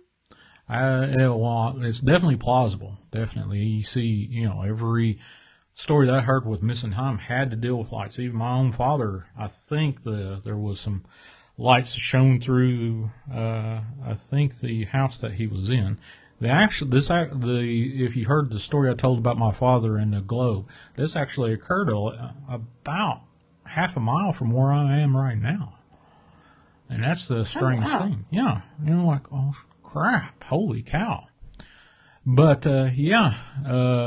missing time is definitely one of those things where you kind of wonder, well, are they on drugs? Are they having seizures or what are they doing? Hey, Dark Waters is in the house over there. Hey, DW, welcome. Yeah. Well, Shawn, I also had a question. Okay. Because I had something weird happen, so I would like to, ask you in the audience if we could think of maybe some logical explanations. So let me start off by saying, when I go out and walk the dogs and come back in, my kids like to play this joke.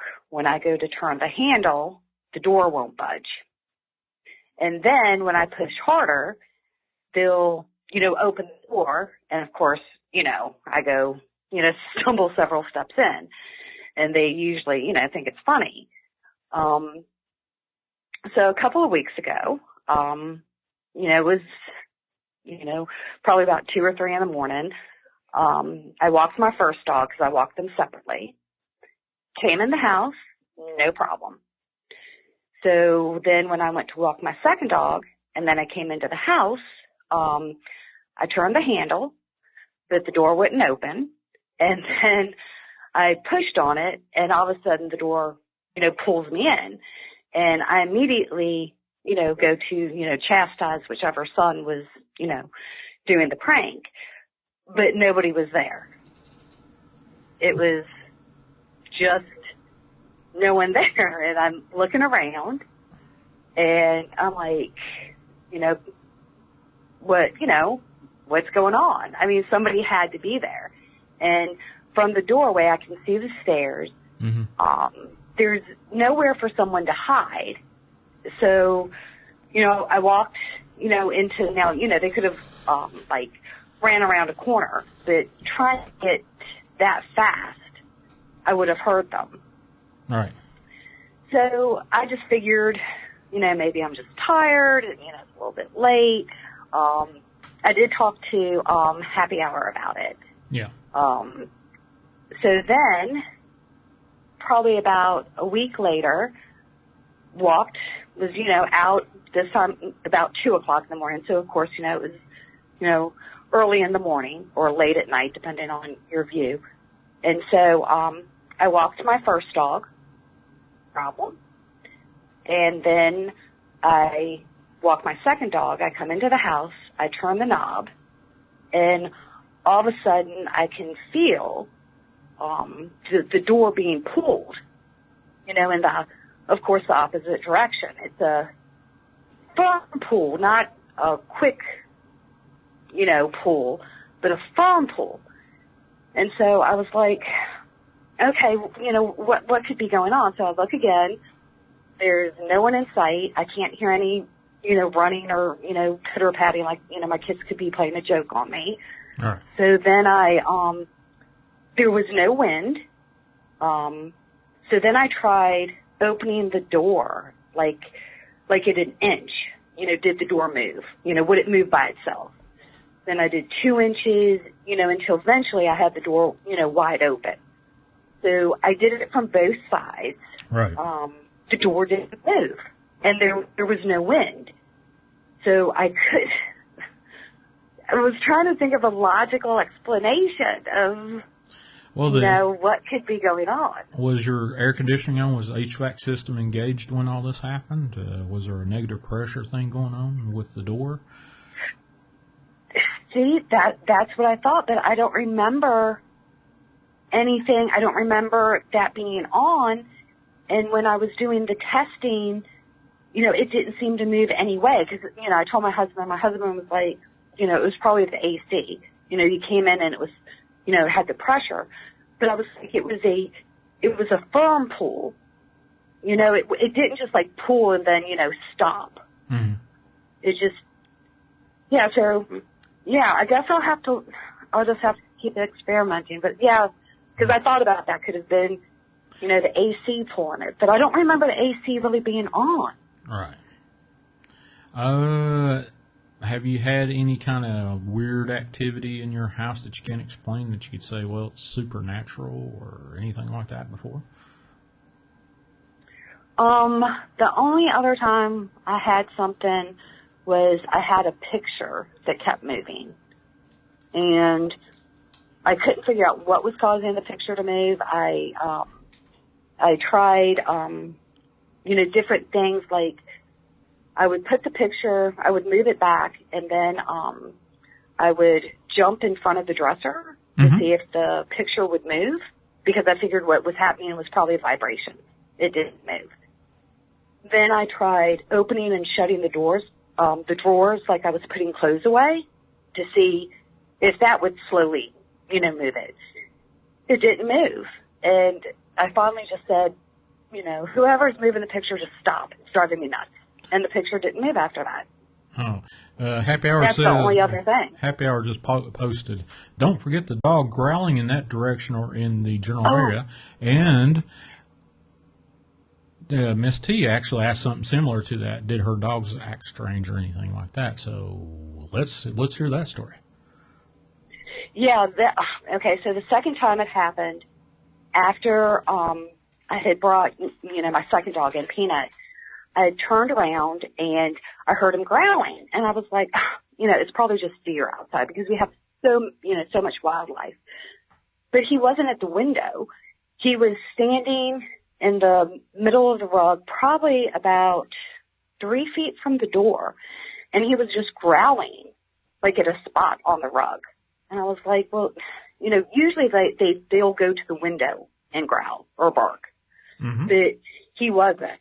He was, just not no teeth, no barking, just, this low growl, like, oh.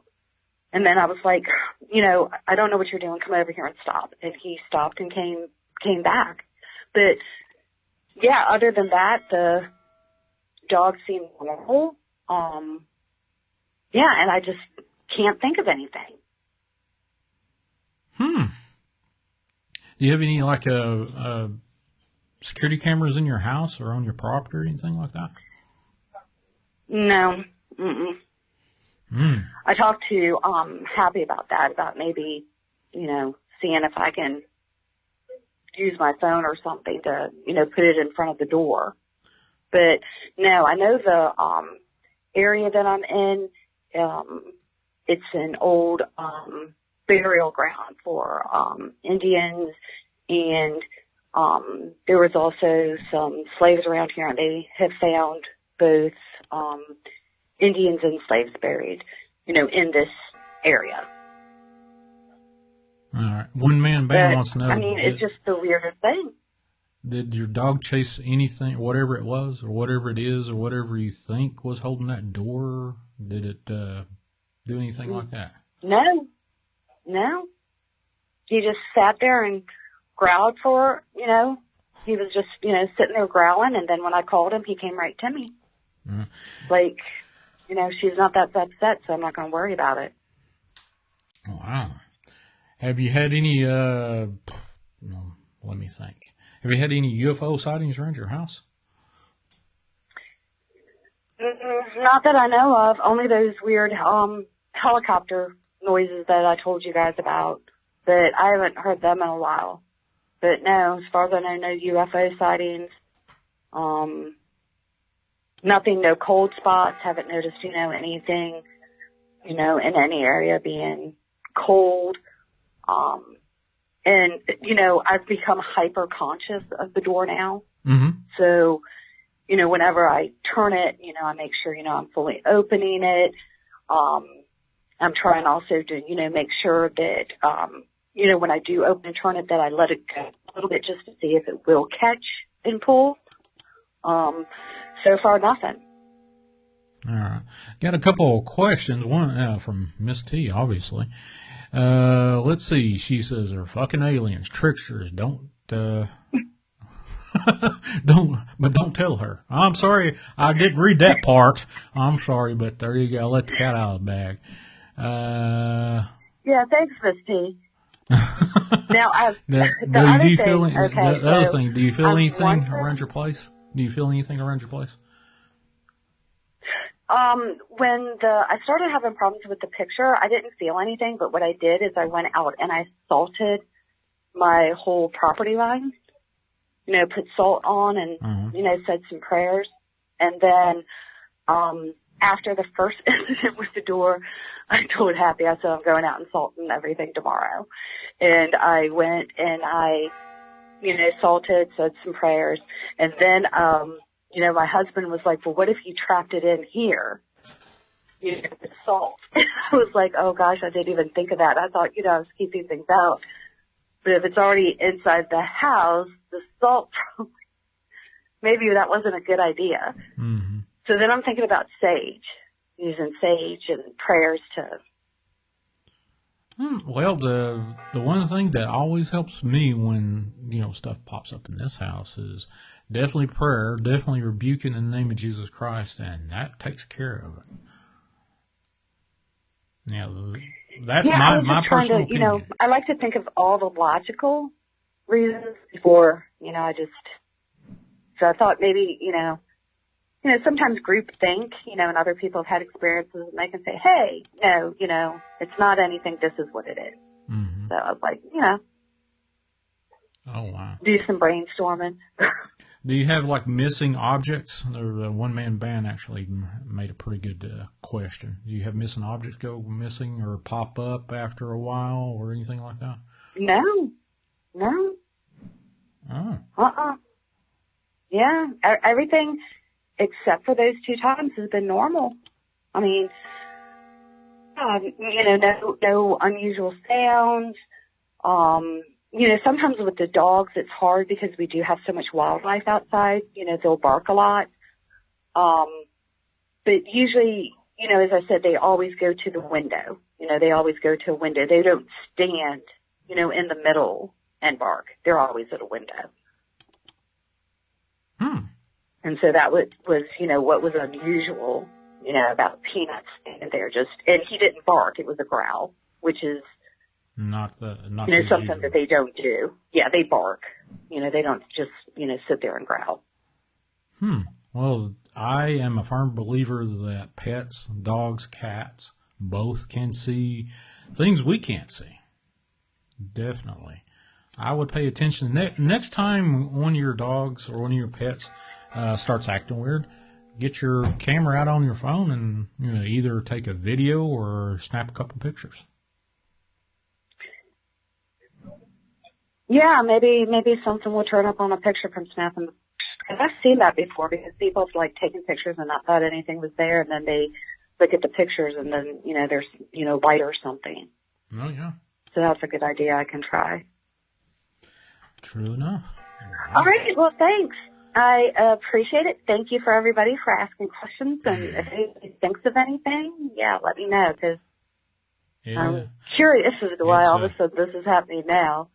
Well, that's definitely some high strangeness for sure. I've had my door kicked in by unseen something. You know, even checked on the cameras to say, well, what the hell just kicked my door? And it turned out it kicked it open. And I checked my cameras in my house and nothing was there, but my God, that thing was kicked open. I was like, okay. See, that's always frustrating when you see it, then you go check the camera, then there's nothing there. I think that's the other thing I'm a little bit afraid of is, well, the thing sure that there's nothing there. Yeah, well, Miss T and I check the cameras every once in a while, and I've seen stuff on the camera's live stream and say, hey, there's something in the laundry room walking back and forth, and then I go back and say, thinking that the footage would be there, and it's not there. So, you know, what the shit is that? Yeah. So. Yeah, you're braver than I am. Your house is definitely a hotbed of activity, and I would have moved. Yeah. The paranormal don't scare me. The paranormal don't scare me. I can get jump scared like anybody else in this world. I've jumped down my skin a few times in here, but the paranormal don't scare me. Got a healthy respect for it, but it doesn't scare me. So, but Happy Hour says you need gallons of holy water and a bunch of crosses.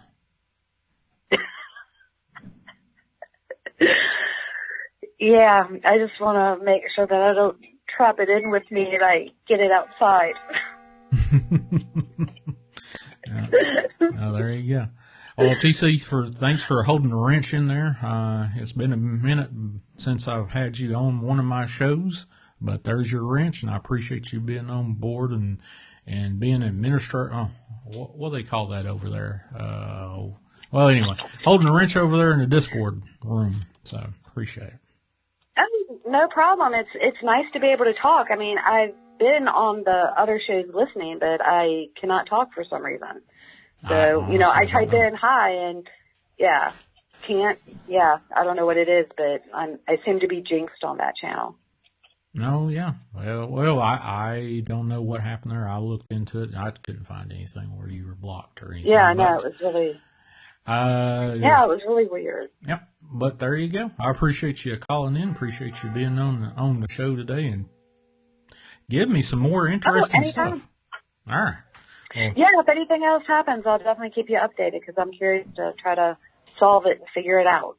All right. Well, thank you for calling in, TC. Bye, everybody. Bye. All right, TC.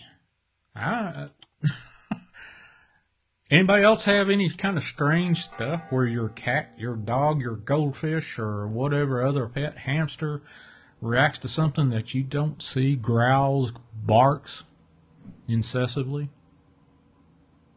And I want to say, I'm sorry, Miss T, for not reading that part. Don't tell her, though. After I apologize from my bottom of my heart for that one. I did not mean to do that. If I read it, which you have been on my ass about reading stuff fully, but there you go. I have a bad habit of that. Crazy. Anyway, this is Chasing Truth. I'm your host, Shawn Graham, and thanks for Dark Waters dropping in over there in the chat. And wow.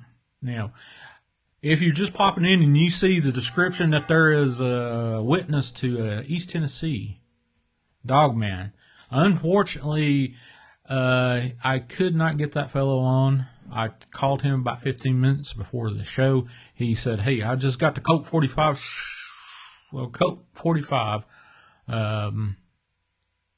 whatever you want to call it, shot, injection, whatever it was.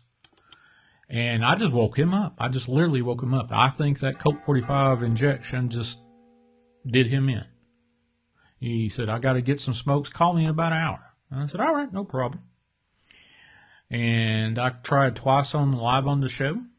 And unfortunately, he did not answer. I hope the best for him. And I'll try to get him back on the show.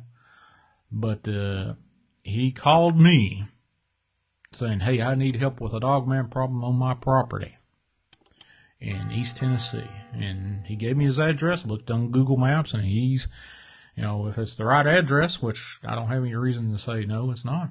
He's got plenty of room for something to be on there. And these creatures forced he and his family off that property that he inherited from his father. And that being said, I've got to have him on this show to tell his side of it. And he was going to give his opinions on this Cocke County, Tennessee animal attack. Now, if you want to go back at the first of this recording or this live stream, I went over some stuff from Cocke County. Some inconsistencies, some high strangeness of why would you serve a warrant for an animal attack? Presumably, what they're giving out in the mainstream media as a dog attack. Why wouldn't you use a county sheriff or two at most? Maybe an animal control agent along with him makes sense. Why would you use SWAT only? SWAT, to serve a warrant on an animal control issue. Now, barring all the other stuff and the updates I gave with Balt calling in another show, and I just recounted a little bit of what he said, there's a whole lot of crazy shit going down there in Cocke County and up into Kentucky. So, let's see. Oh, well, we're 2 hours into the show. I'm going to give it a few more minutes. If you want to call in, 931-994-6917. I had 3 people call in. One with missing time from Edward from North Carolina. That was a intense, awesome. I don't know. That would have been at least a half a show right there. So, holy cow. You know, that's one of the tricks with these unscreened open lines, which here's another one. Here's another one. On Unscreened Open Lines, who do I have on board and where are you from? Hey, can you hear me? Yeah, I can hear you. Okay, this is Dave, Mr. D. Knuckle. D. Knuckle, what's up, brother? I had asked earlier if law enforcement had stopped locals from looking for him, for the animal. Mm-hmm. You know, when old Corey Godsey, the little boy that got killed over in Knott County, Kentucky, there was a Kentucky hunt club that was lined up. They had brought their dogs and everything. They were going to hunt the animal down. Now, I didn't know them personally, but I know those hillbilly folk. I mean, they can spot a sprig of ginseng at 1,000 yards and can track a 6-ounce albino possum through a blizzard. I mean, they'd have found whatever it was. I don't know if law enforcement thought that they might get killed in the process or what, so they stopped them boys from going in there. Mm-hmm. So I didn't know if, in the other case here in Kentucky, if they had stopped them from looking. From what I have read, I just did some intensive re-upping of my knowledge of what was going on in mainstream media. All the sheriff offices is doing is releasing a statement. Be careful, be cautious. This is ongoing investigation for both the female and the male. Those two deaths into that. They just issue cautions. They're not saying, hey, don't go look for it. And okay. Whenever you talk to Vault, yeah, again, ask him if he had to sneak in to look around. I mean, he wasn't going to pay no attention to law enforcement anyway. That's the kind of guy he is. He was going to go regardless. Yeah. But I just wondered if he had to kind of dodge, if they had a net up to stop people from doing it. I don't believe so. From what he told me when he called in live a couple of nights ago, he literally just said, "Hey, they sanitized the area where these attacks occurred," meaning that they changed a wooded area on a Appalachian Trail like they were going to build a new house site. Right. So, what I was wondering is whenever he went, I guess, to the attack site so he could track if there was police presence there to stop people from doing just that. No, from what he told me, he actually confronted the sheriff of Cocke County, and he said no comment, no comment. So okay, okay. He didn't. Did he tell him up front that he was going to go track it?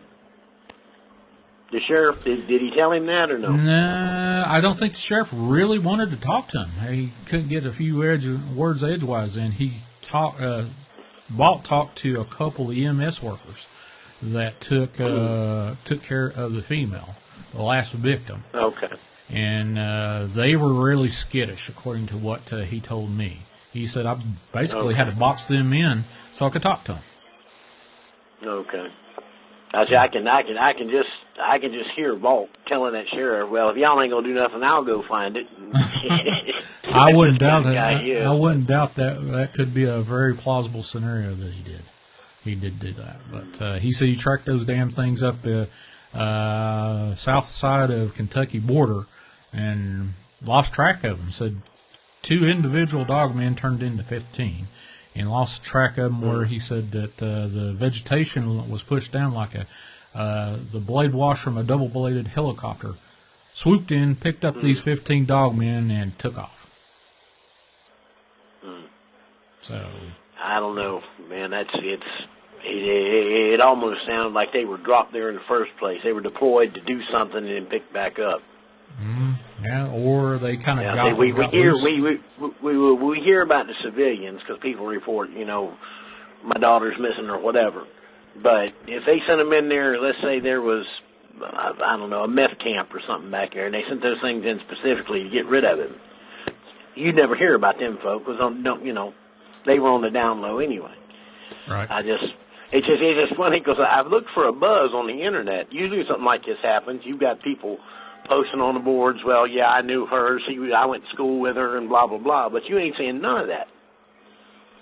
Nope. So I don't know. Only thing that they got barely, the news, from what I've seen, the news can't even keep the tale straight. She was, right. The lady, apparently, from the last confirmed report, she died a couple days into, the care that she was having at the hospital. But the news report I first initially saw said she was alive, days after in ICU. Yeah. I'm like, oh, okay, which one is it? Which is it? I get that their spokespeople can only say so much. They get the narrative, spoon-fed to them so they can feed the rest of us. Why such cloak and dagger shit with this? I don't know. Now, I bet you this. If you had access to her death certificate, they'd put something on there like she died of COVID. Yeah, that's true. Don't get me into that because they incentivize the numbers on that. Financially. I know here locally, a boy got shot in the chest with a double-barrel shotgun, and they put COVID down as his cause of death. They COVID tested the corpse. So it's like, never mind what the shotgun blast did. This boy died of COVID. I'm like, okay. Anyway. Yeah. Well, Shawn, I always appreciate you. If there's some truth out there, I know you'll find it. Well, that's what I'm looking for with these unscreened open lines. Now, D. Knuckle, did you talk to anybody before you heard my voice? No, So it was unscreened. All right. It was unscreened. All right, brother. Appreciate you. Thank you for supporting the show and calling in. Yeah, you take her easy, Shawn. Good night, brother. Good night. All right. Long-time listener, supporter, D. Knuckle. Wow. Can you believe the support, just people calling in? Got wild with the very first caller after I had to switch and start talking about something else other than what's listed in the description. I apologize, but unfortunately, things happen. Life happens. You can't show up for an appointment. You can't show up for an appointment. And this guy had a perfectly good reason. He had the Cocke 45 shot and just couldn't make it out of bed. And I believe him. He sounded rough. Absolutely. So, Paul, if you're listening or you're going to listen to after this, I doubt that you probably listen. You're probably snoozing it off right now. Buddy, call me back whenever you get a chance. and we'll try to get you on after the fact, and we'll get you on and redo this. Thanks to DW for popping in. Somebody asked me earlier. Hold on just a second. Let me pop this up. Oh yeah, let's see if we can get more people in here. Like, share, and subscribe. Share this out to your dog, your cat, your neighbor, the neighbor you don't like. If you're sitting outside and you're listening to this and somebody walks down the street, hey, let me show you something. Let me show you something. Somebody's asking some question about how DW and I kind of started this thing out. Well, DW can fill in his end of it, but from my perspective, I was doing some, volunteer work for a guy that does the Mallard Report, Jim Mallard. And I was deep diving on anything that was supernatural, paranormal, you name it. I was, fresh out of trying to clear the cobwebs and make sense of life after I had this rather robust, extensive near-death experience, and trying to make sense of it and find out, hey, has anybody else had this thing, this near-death experience? And, I got into it and met Jim Mallard via, digitally meet him. Aretha Jackson, hey, thanks for showing up. You're not late, you're on time. I'm a firm believer if you show up, you're here on time. But DW was on Mallard's show one night telling his stories. I think it was a Dogman story. I'm pretty sure it was, but this is, hell. I'd say about 4 years ago, 5 years ago, something like that. And he kind of got wind of me from a couple of people, and I had called he did one of his late night open lines thing that he usually does, and I told him a story that happened to me when I was a little kid, a ghost story. And I'll actually tell that here in just a second. But unless somebody else calls in, 931-994-6917, open lines, you call that number, you're going to hear this voice. So, if you got the truth in you, let it out. Don't wait until you die and the truth dies with you. So, please, 931-994-6917. And back to the story with DW. I called in and told him a story about a paranormal story that happened in a trailer court when I was a little kid, and caught his attention. He sent me some messages and said, hey, we need to do a podcast. I turned him down twice, firmly. So, no, I don't need to do that kind of crap. And several months later, he jumped in and said, hey, we need to do a podcast. It's time to do a podcast. And God apparently just flipped a switch, said, hey, Shawn, you do not have thing one to keep you from doing this. 3 years later, well, it took about 6 months to get everything in tow, everything I needed to do. I already had the MacBook, and I had, started out with a microphone. I got another microphone, learned about those and the intricacies. And the weird thing about it is, everything that I went through, setting up sleep labs, digital sleep labs, computers, networking, being able to figure out, interference, 60 cycle interference, this, that, and the other, all that. God gave me that training, made me understand doing this online podcast radio show. All the crazy crap that goes on in the background, all the networking experience, all the computer work, the filters, and all this stuff, and understanding what could go wrong. Well, hell, I already had that. Doing the, overseeing five sleep labs. It wasn't nothing to fix a problem over in the sleep lab, other than somebody taking a frickin' baseball bat to a hard drive somewhere, or lightning striking, or whatever. But yeah, after that, I think it. Terry may send me a message. I think it was 6 or 7 months after he said, "Hey, we're going to do this," and I started, looking in and grabbing a couple of people to do podcast, this, that, and the other. And I did 1 hour podcasts, and I did about 20 some of those. And then started doing live streams, and then turned into 2 hours and got on UPRN 107.7 FM radio down in New Orleans, uprntalkradio.com. Got on there. I've been on that for about 2 years now. And unfortunately, it's not on there tonight. But, yeah, that was what happened. Now, the story I told on Dark Waters live stream YouTube several years ago to get his attention was this story. Picture this. Probably 1976, 5, something like that. Little snot-nosed kid falling asleep on my dad's bed, my mom and dad's bed, in a little trailer court that had probably about a little less than 24 trailers and 2 single rows. And on 2 corners of this property that the trailer court was in was lined a big-ass frickin' cemetery. And, you know, there was a death in there. Across the way, there was somebody was murdered, I knew. I had seen a bunch of shit go through that trailer so many times, as you know, to the point where my dad said, Shawn, there's nothing here that's going to bother you. And I'll fill in the little caveat to that. But the story I told him was, I told on Dark Waters Radio was, I was laying on the bed, and these big arms, I thought was my dad's arms, big, huge arms, sticking through the curtains at me, you know, reaching through the curtains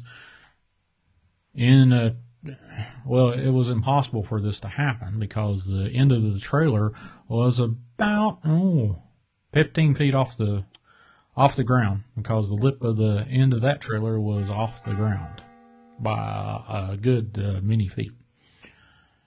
And you know, the reason I thought it was my dad was because, you know, it looked like my dad's arms, looked hairy, and it had Dad's digital Timex watch. You know, the ones that had the little red LED you push on the side for the folks that remember back that far. Push on the side and you light up and you can tell the time, and then let go and the time is no longer displayed. It was one of those watches. I woke up screaming. And there you go.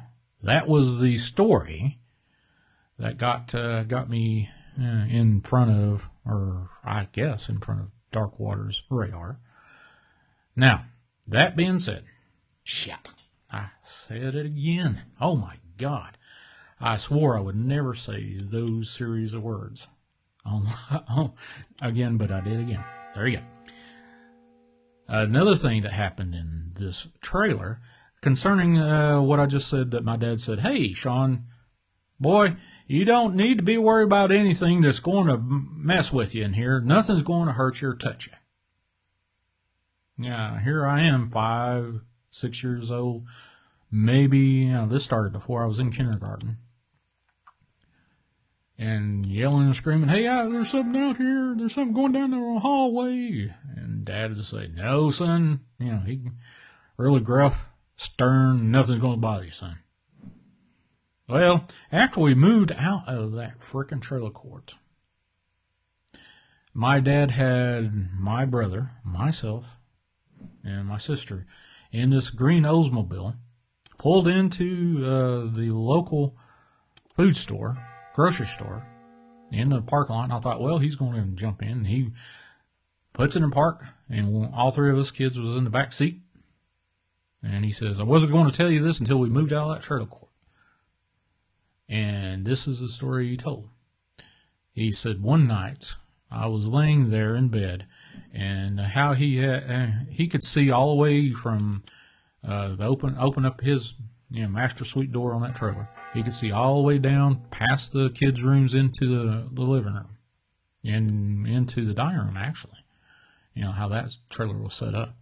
He said one night after there was a funeral, said this thing, it looked like a man, was starting to walk through, come in, appeared out of the I think, the living room, and was walking and, glowing slightly and peering into each one of the kids' rooms. And he kind of was watching it. For whatever reason, he didn't jump up until this thing come into the bedroom. And he jumped up, put the lights. Oh, crap. Here I am doing what I'm trying to say. I just hit my finger on the frickin' keyboard. But he jumped up and said, "Who the hell are you?" And this thing walks through. The end of the trailer that I just before mentioned was several feet off the ground. Off the lip of the trailer, several feet off the ground. And I remember that night. I remember him screaming, "Who the hell are you?" And he runs outside. And then I fall asleep after that. I remember that. And then he said, I watched this thing, turned in an orb, goes to the neighbor's next door. This orb goes in. He said, I saw this glow light, ease through each trailer, one right after another, up to the end of the trailer, up the end of the trailer court, and disappears. After a funeral happened at the cemetery that almost halfway encircles the trailer court. And after he told me that, after years of me saying, "Hey, I see something going down the hallway," and he says that, and I was just pissed off. If I could have, if I had the notion to choke him, which I didn't, I was fairly well behaved. I knew what the mining belt felt like if I crossed my father's will. That's I got pissed off at him. I said, "You son of a, you told me there was nothing there, and then you come back and tell me there was something there." Well, anyway, that was one of the craziest frickin' things that happened to me when I was a kid. But yeah. And like it says on the screen, unscreened open lines that's floating over this werewolf kind of animation.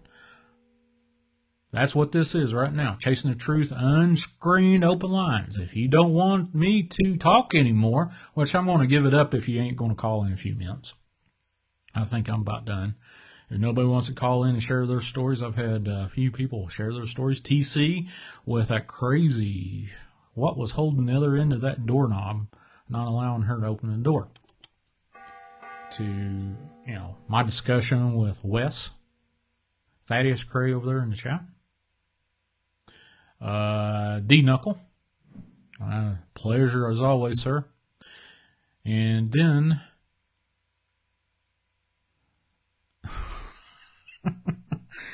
God love you, Miss T. I love you to death. And I just got a text message that made me laugh. I apologize. I didn't mean to. Can't share it, so unfortunately, it was just funny to me. And then Edward from North Carolina with his missing time story that just happened. Hell, 24 hours ago. As of right now. 24 frickin' hours ago. And we're hearing a story about missing time and being flashed by a light. And he travels 20 miles after getting a full tank of gas with no odometer reading. Change. No gas change, no gas hand change or anything of that. And he's 20 miles down the road, traveling 45 miles an hour.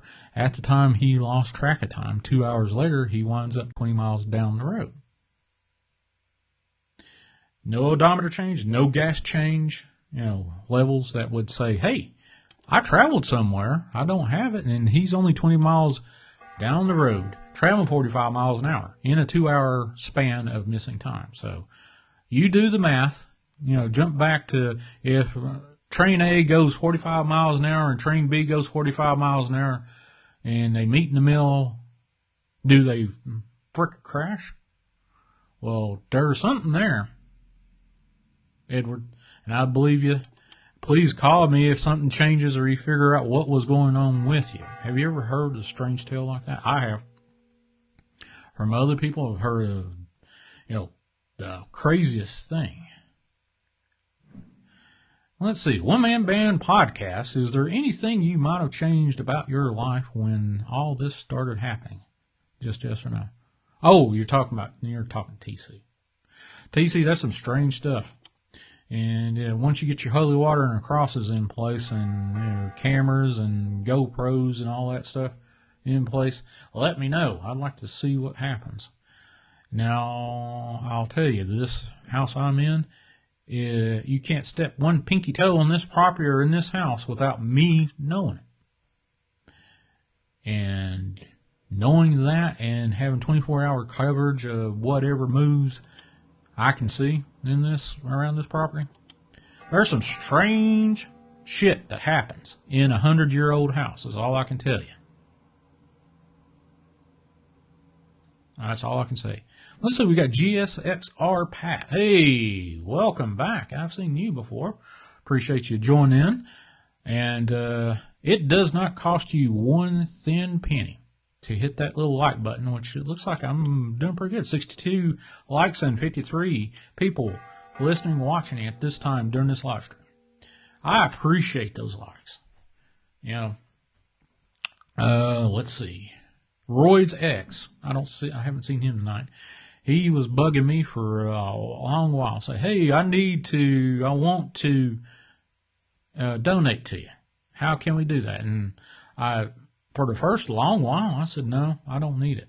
Don't want it, don't need it. Now it's come to the point where, hey, I want to do something a little extra with this channel, with this show, with whatever I'm trying to do that God gave me. The incentive, the pleasure, He blessed me with coming back to talk to people. 8 people specifically, but that's another story I've told on other shows. But He blessed me with this channel, and I've come up with, hey, I need, you can't do this for free. Honestly, you can't. The Skype number that you see flashing across the 931-994-6917, that ain't free. I can tell you that for sure. The internet's not free. The maintenance and stuff I do on all the equipment I have, all the MacBook and the Mac Mini and all that stuff, that's not free.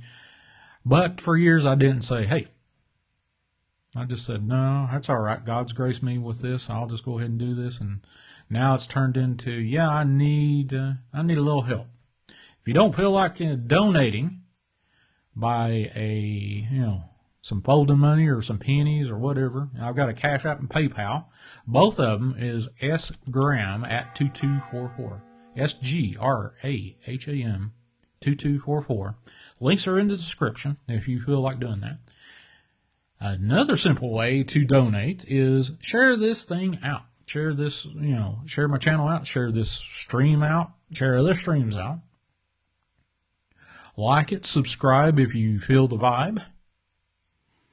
And thank you. Let's see, hold on just a second. Let me go over here to this.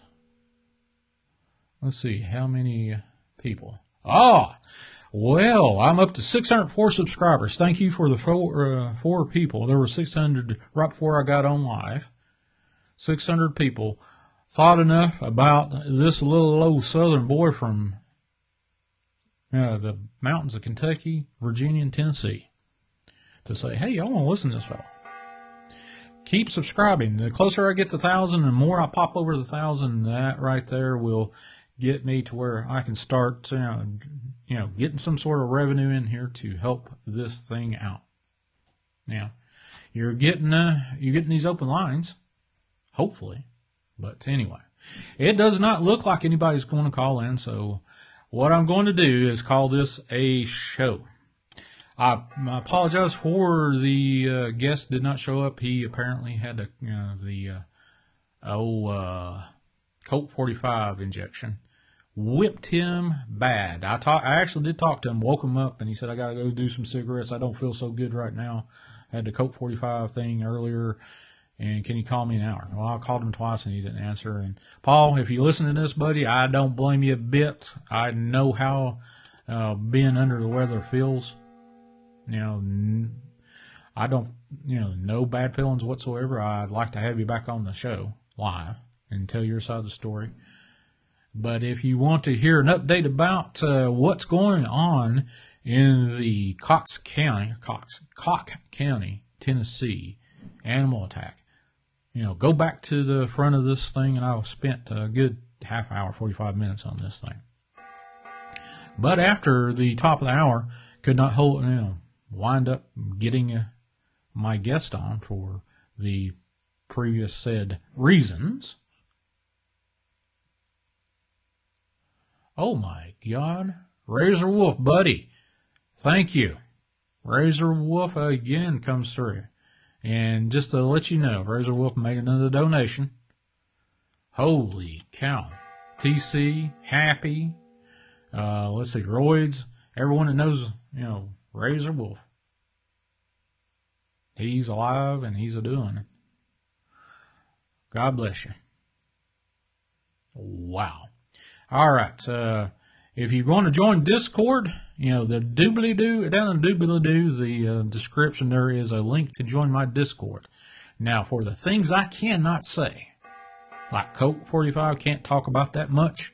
Can't talk about conspiracy theories that much over here. Can't say a whole hell of a lot because of rules.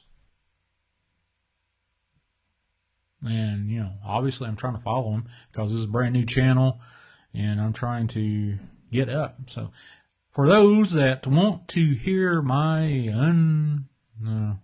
I guess I do have a little bit of a pause button on shit I do say over there. But if you want to share with like-minded people, Chasing the Truth Discord channel is free and open for anyone that wants to click that little invite button down there. Hold on a second. Let me see if I still got that. I think I've got that. Yeah, here we go. Let me go ahead and copy that and post it in here. I'm going to post this link into the actual chat. If you are of like minds and you want to join someplace where a lot of people, it's ever growing, people join every day. Oh, wait a minute. Holy cow. Let's see who's calling now. This is Chasing Truth Open Lines. Who do I have on board and where are you from? Hey, Shawn, man. This is One Man Band. What's going on with you? Oh, man. Not too bad. I was just telling my last story and was about ready to call it a night. So what's going on with you?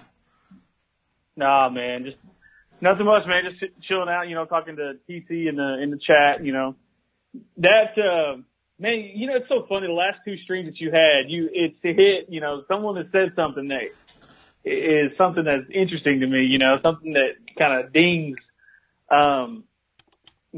the last show, go listen to that. There was a guy that called in with Chris Garcia, the psychic.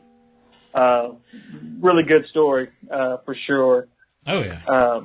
These live streams, the thing of it is, when I do these live streams, when I get on here, I have no clue who's going to call in unless, hey, I'm going to call in if you're on a live stream, next live stream. I have no clue if they're going to call in. Sometimes they do, sometimes they don't. Yeah. But I had no clue that fellow with missing time, Edward from North Carolina, was going to call in. Never talked to that fellow before. Man, I heard that.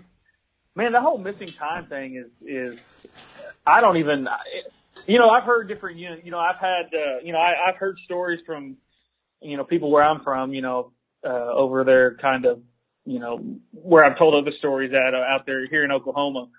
And that whole missing time thing, to me is just, it doesn't make sense. Yeah.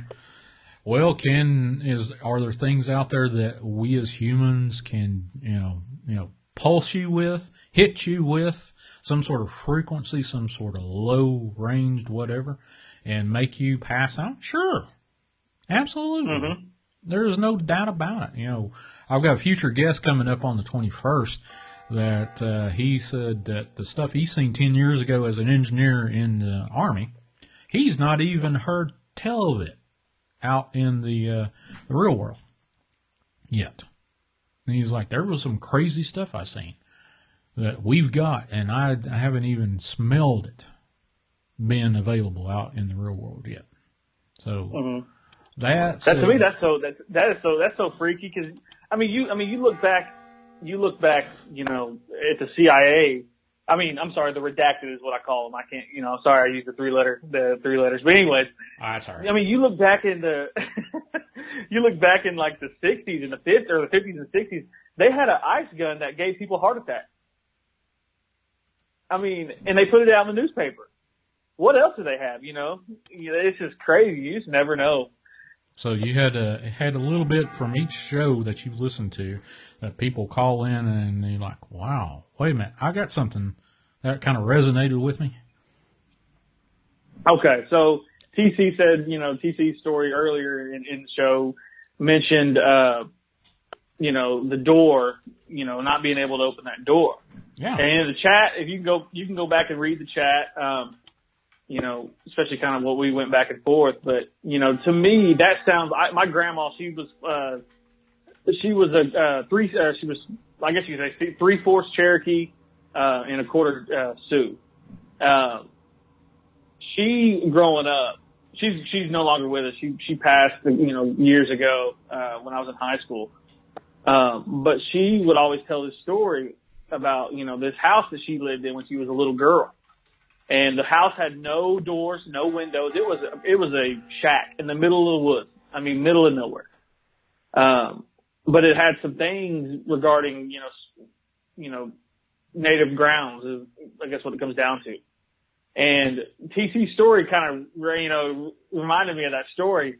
So my grandma was laying in the bed, or she was laying in her little bed area that they had. It was just a one room, old school house with, no doors, no windows. They put blankets up. This is as old school as it gets. And she was laying there and her grandma, she noticed that her grandma left out some, it was like some leftovers from the meal that they just had. And she kind of didn't ask no questions, she kind of just let it happen. Well, I'm not going to say their names. I'm not going to say the name of what these things are, because I'm not trying to get my toe tugged on in the middle of the night. I'm not trying to have a light come on. What I'll call them tricksters, but they're very, very small. If you know anything about, Native American lore, mm-hmm. They're very, very small. You could probably find them on the internet if you want to go search that stuff. But I'm going to call them tricksters. She heard something kind of come through the blanket. She slept kind of right by the door. Mm-hmm.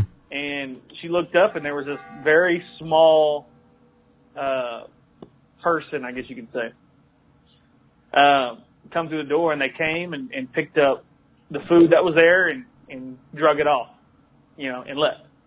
And she was a little girl. She was maybe 10 years old. And so TC's story kind of resonated with me on that, and it's crazy that the last few shows that you've had people just talk about things that I've experienced in my life and my family members have experienced. And that's why this show is so great to me. That's why, it's really an amazing show. Well, what makes it amazing is the people that call in. I just answer the phone and say, hey, tell me what you got. So hopefully, I produce some sort of environment where people think, hey, I can tell this guy something. So thank you for thank you for that. Yeah, for sure. But I guess real quick, I'll tell a story.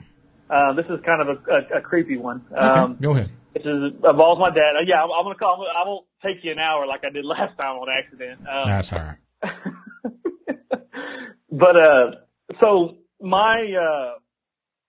if you guys have listened to Vault's channel, you guys have probably heard my first name. I go by One Man Band. I obviously, you guys saw me in the chat. I have a podcast. I go by Tony T on the podcast. But my name in Creek, Muskogee Creek, means wolf cry. And so my dad, we're a lineage. We're 4 generations deep with that name. And growing up, my dad, he always had to walk places. One night he was working real late. He had to walk up. There's this road where we're from, where my dad is from and where I'm from, born and raised, in Oklahoma. That it's a dark, desolate road that goes by a water pumping station. Mm-hmm. kind of it's not in the middle of nowhere, but it's kind of, you know, it goes through some, you know, really wooded areas with houses. And my dad's walking home, and he hears something over his right shoulder. He's walking on the right side of the road. There's a barbed wire fence that's to his right. We're just walking down the road, and he hears something behind him, and it's almost like a soft pant. And he kind of looks over his right shoulder, and he looks, and there's this wolf right behind him. And I always ask him, you know, because I always want him to, you know, I kind of do what, you know, Dark does and Vault and you do, obviously. I always ask those questions where I'm like, all right, let's see if he changes his story, you know, let's see what we can do to, you know, see if he can, you know, make him, you know, think of something else. But every time I said, I was like, are you sure it wasn't like a coyote? He said, no, this was a wolf. He said you could see the muscles. It had thick fur. The color, I want to say he said the color, he's told the story, you know, not very many times. You know, he doesn't like to talk. He doesn't really like to talk about it, but he doesn't mind me sharing it. I've shared it with all, you know, different types of people. People want to hear a story. But it looked like a traditional, like, wolf. You know, like, I don't know the different breeds of them, you know, the different, you know, like whatever they are, you know, whatever the subcategory are. But he said it looked like one of those wolves you see on TV. And so he kind of looked, and we're always taught, if something spooks you, you don't run. You just kind of keep going going where you're going. All right. Because eventually, you know, because if you take off running, you know, it's like, all right, you're now prey. Like it's just instinct for a predator to do that. And, you know, we were always taught, you know, you just kind of, you know, look, oh, okay, I see that. That's kind of crazy. Let's just back up and go the other way. So he just keeps walking, and he kind of looks again and kind of just keeps looking to see if it's still there. And it follows him all the way to the end of this dirt road where it goes by there's a Native American center that we, you know, that is kind of at a crossroads, and it's on the corner. And it goes up, and they have a little driveway that goes up there, and it's a big, nice, beautiful, like, heritage center. And he looks back as he hits, and the wolf stops right at the intersection. And I always ask him, what do you think? Why do you think it stopped? He says there was something there. He said, I felt uneasy walking on that road. He said, I don't know what it was. He said, I don't know. I didn't see nothing. I didn't hear nothing. He said, I think it was there to protect me. So that's a little, you know, that's a story, you know, that my dad, he was in his early 20s, maybe teenage or late teenage years. But I mean, I always ask him, I'm like, how did you walk home? Like in the middle of the night in the 80s, like no cell phone. He said, I just did it. I had to get home. My dad was expecting me to get home. I was like, man, I don't even know nothing about that. Oh, wow. Yeah, I can remember when I was a little kid, there was nothing like cell phones at all. There might have been cell phones up in New York City or some shit like that, but they were nothing like they are now. But the first time I laid a finger on a computer I was in my teens. You know, there was, you know, where I lived, there was no cable TV. You stuck an antenna out on top of a tree somewhere and hope for the best. You know, I only got 3 channels: NBC, CBS, ABC, and sometimes PBS. Sometimes, and that's all we got for a while. And then my dad wound up and got a satellite dish, and holy hell. It's like a game change. I could have, like, you know, I wish I was there, you know, in that time period when you guys first got that. Yeah. Man, that would be so wicked. Oh, man, this was before they started scrambling channels and making it impossible for somebody to watch stuff. HBO was free, you know, all that stuff that you have to pay services for. All that was free. All you had to have was a satellite dish and a receiver. and you could watch anything and everything. I remember when Star Trek came out, Next Generation. I was watching episodes 1 week before it aired nationally. They were feeding it to all the local TV stations and stuff. I was watching them 1 week before, and I was like, "Yeah, I've already seen that. I seen that last week." "How you seen that last week, Shawn?" "I watched it on the satellite dish." "Oh man!" I had to start pitching pennies to get that satellite dish. That is what I would have been doing, especially if you already. Did you spoil it for him though? Like, did you spoil the show? I may have. Sometimes I felt like a little shit, and sometimes I didn't. So I may have done it. But yeah, yeah. I mean, that's so crazy, man. To see the jump. I mean, and I'm not to get down a rabbit hole, but it's so crazy when you look at it was like what 100 what was it? I guess now it's over 130 years that we started looking at trying to get a car, or not 100, or maybe 80 years, I guess, that, the car started kind of popping up and they're working on it. It's crazy how much technology has jumped. A la, there's some people up in the sky that, maybe most likely helped us. Possibly, I guess. I honestly, that's up to, that's the individual person. Sometimes I kind of say, well, maybe we did get something from the other side. From fallen angels. I believe a lot of the space stuff is fallen angels, and we're getting it from there. And they had to produce all these wild vehicles because they no longer had God's power to back them up. So, they had advanced knowledge and been here for a long time, been able to figure out crap. So, yeah, that's the way I see it now.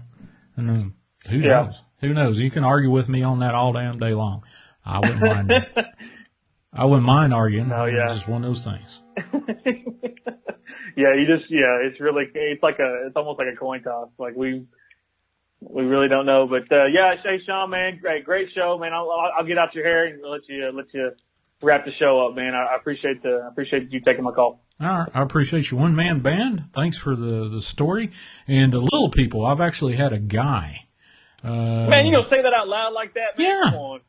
Yeah, I will. I had a matey that was on my show, I think the first year, and he spent hours telling me Canadian Indian folklore, and he did it strange. He started from his earliest memories and worked up to where his grandfather, who did not speak English, he spoke his native heritage tongue. And all he could do was communicate with him through sign language. They didn't have anything else to communicate with him.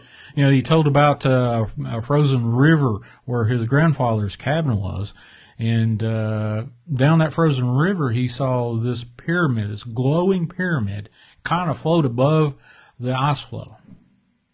And man, that First Nations, man, and that's one thing that, if you look at, like I said, my people are from Alabama. That's where my specific people are from. We were Red Sticks. We actually, my ancestor, he fought Andrew Jackson at Gooseneck Bend. He was one of the leaders. If you guys want to look him up, his name is Minowa. He's actually buried. I actually know where he's buried in Oklahoma when he came over.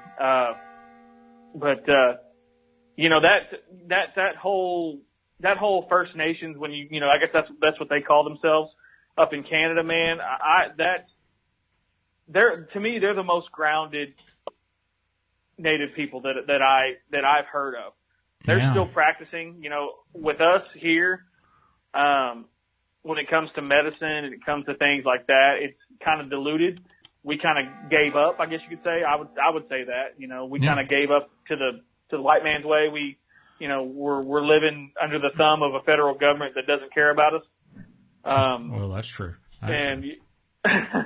Yeah, I mean, it's crazy. You look at the history of all, Native people, and this is not a sob story. I hate the whole, I'm very against the phrase uncolonize the colonized, because they all took the jab. the people that are saying that all took the jab from a government that doesn't care about you.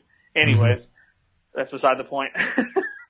But yeah, the First Nations, Canadian natives, man, they got a pretty nasty history too with with the government there too as well. I mean, just recently a story came out that they were actually, there's huge mounds and burial grounds of all these kids that were sent to these I schools. heard. Yeah, that just came out last month.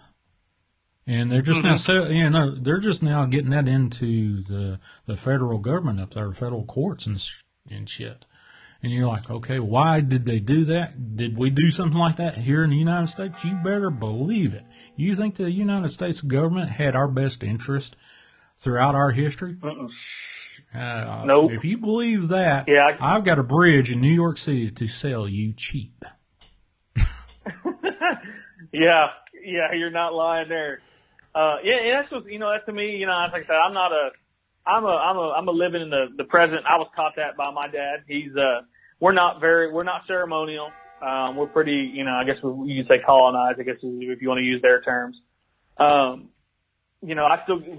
family, we do get a wild hair. We have a pretty good history, where we're from of, being kind of wild. And that's just, I guess that's the red stick in us. I guess, it hasn't been bred out of us, I suppose, or beaten out of us, however you want to say it, by, different people. But to me, it's just so crazy how, if you look at the landscape of how our country is kind of converged on specific racial groups, and my people are over here looking like, man, y'all are, like, did y'all forget about us?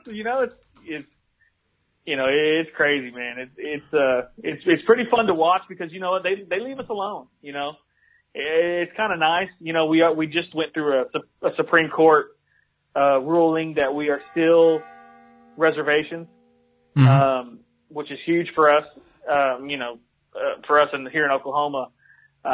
We're, revolves around the criminal justice system, which to me is important because majority of the people in prison here is blacks and natives. And so that's a great ruling. Like I said, it is what it is. We just got to live how it is. And but like I said, I'm not very ceremonial, but my grandpa, he had a battle when he was growing up of either go the church route, which was his grandmother, who he loved and respected so very much, or it was go, ceremonial grounds. And it was a battle that, kind of, I think still kind of weighs on him a little bit because, he has, half our family or majority of our family, they do still go to medicine men when they're sick. They still do those things. Oh yeah. It's still being done. It's just not as prevalent. Like I said, it's an ongoing battle, I guess you could say. Well, that's the way they've got it. The fellow that I spoke with as a matey up in Canada, he said half his family was, followed the native religious traits, and the other half was, Christian. And he said that it was kind of a marked difference in the culture even within their own tribe, which way you went, either Christian or kept with the native religion. The crazy tales he told me of some stuff that happened on native land. It was like, wow, how come this is not getting out, and how come this is not a movie? It was what I'm thinking. Exactly. Yeah. Well, I mean, it's crazy because if you look at, like I listen to different people, and it's always good the Four Corners to me. I don't know a lot of their stuff. I know our stuff. I know different things about our stuff. About my people, but like my specific group of people. But the Four Corners, man. I mean, I've heard different people talk about on different shows who are like, there was a Dogman, and he was caught on a casino camera, but they deleted it. And it was somebody, I can't remember whose show it was, and this is years ago, that they saw, I caught a Dogman on their casino footage in the trash can, or doing something by the trash can. And I'm like, how is, and I'm along the same lines as you, how is this not making any type of news? Yeah. With CCTV, you know? Well, you get, like we spoke about earlier with Thaddeus Cray, Wes said now it's AI is catching this almost live, saying, well, this meets the guidelines of, well, we've got to push this out of the memory pretty damn quick. Don't let this out. Don't let this circulate. Don't let this get out. We don't want to, instant proof that aliens are among us, instant proof that Bigfoot's around, or Dogmen, or skinwalkers, or anything of that nonsense. They don't want that stuff out. Hell, even in the Senate, they tried to outlaw making chimeras. It's still illegal. That, man, I couldn't even believe it. Yeah, it's still legal, was legal, and they tried to outlaw it, and it got tabled. It got voted down. So, folks, our government is not out for us. I can tell you that much. Why they didn't vote for a law to make it illegal to mix genetically a human being with something else. Why they couldn't make that illegal, you tell me. I don't know. Yeah, man. And that's one thing. And I get kind of irritated when I have battles with with different people in my family about. I'm like, I ask them point blank. I'm like, do you think the government has your best interest in mind? And they say yes. And, to me, I'm like, okay, you're a tribal member. Do you not know the history? Yes. Yeah. You look at some of the history. Yeah, we did sell ourselves out. We did. Well, McIntosh went to the government and said, yeah, we'll go ahead and move on this date. Caused the war, as you go on to the Gooseneck Bend. But they did not have our best interest in mind. And to me, that's just, it's almost like shooting yourself in the foot, and then you're continue to keep walking, and you got to walk a mile or something. It's just crazy, man. Yeah, it was a trail of tears, Look up that history. They'll probably got it buried under a bunch of other stuff, or talk to somebody that actually has that verbal history within their own tribal system, their own tribal family, and get that right there. That will make you see things differently from a perspective if the government's on our side or not. No, it's not. Well, I'll tell you a story real quick. This is kind of a legend. So when the Seminole, this is the Seminole, I'm Muskogee Creek in Cherokee, but we have our storytelling. We had a Seminole, come and, talk, speak a little bit, tell some stories, and he was telling a story about, the rivers that are, all the little tributaries that the Mississippi had. And he was telling a story that there's this, I think it's real. This is just me talking. There's this, I guess you could say, mythical snake. In our language, it's called Istaquanaya, which I've had an experience with it as well. Which I may tell that another time. But, that the Istaquanaya, which, can go into like the size of a worm all the way out to like a 50-foot, 100-foot, just however, it's it's a creature that kind of helped the Seminole get to Oklahoma. Mm-hmm. It's a cool little story there.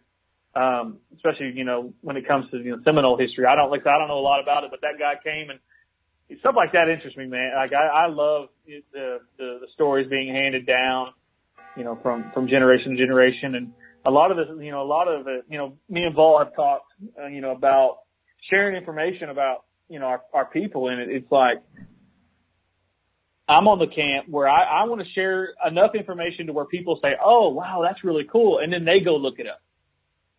And know the information. But, my elders, they're going, they're in their 70s. Mm-hmm. I'm, about to be, I'm in my late 20s, about to be in my 30s. And I want to know these stories because, I want to do the same thing that they're doing for me, It's sharing to the next generation of just these little legends, of our people. Right. But it just seems, sometimes, sometimes it doesn't get documented, and there's been stories, about UFOs that I've heard from, people, from, elders that were brought to them, and those are kind of gone. I don't know all the details anymore, as we knew back a couple, decades ago, but yeah, it's pretty interesting, I'm going to be on the Discord, Sure. I think me and TC are going to be on the Discord, and we're going to chat it up, it'll be a good time. Let's see how many people can join us for the after show. But Shawn, man, I'm going to get off here. I took enough of your time, man. I appreciate you on here, man. We could talk for days about all. Oh yeah. Well, the one thing that to go back to the thing that you didn't mention, the little people. The story I heard that the little people up in Canada and the tribal land up there marked little kids that they wanted to keep with them.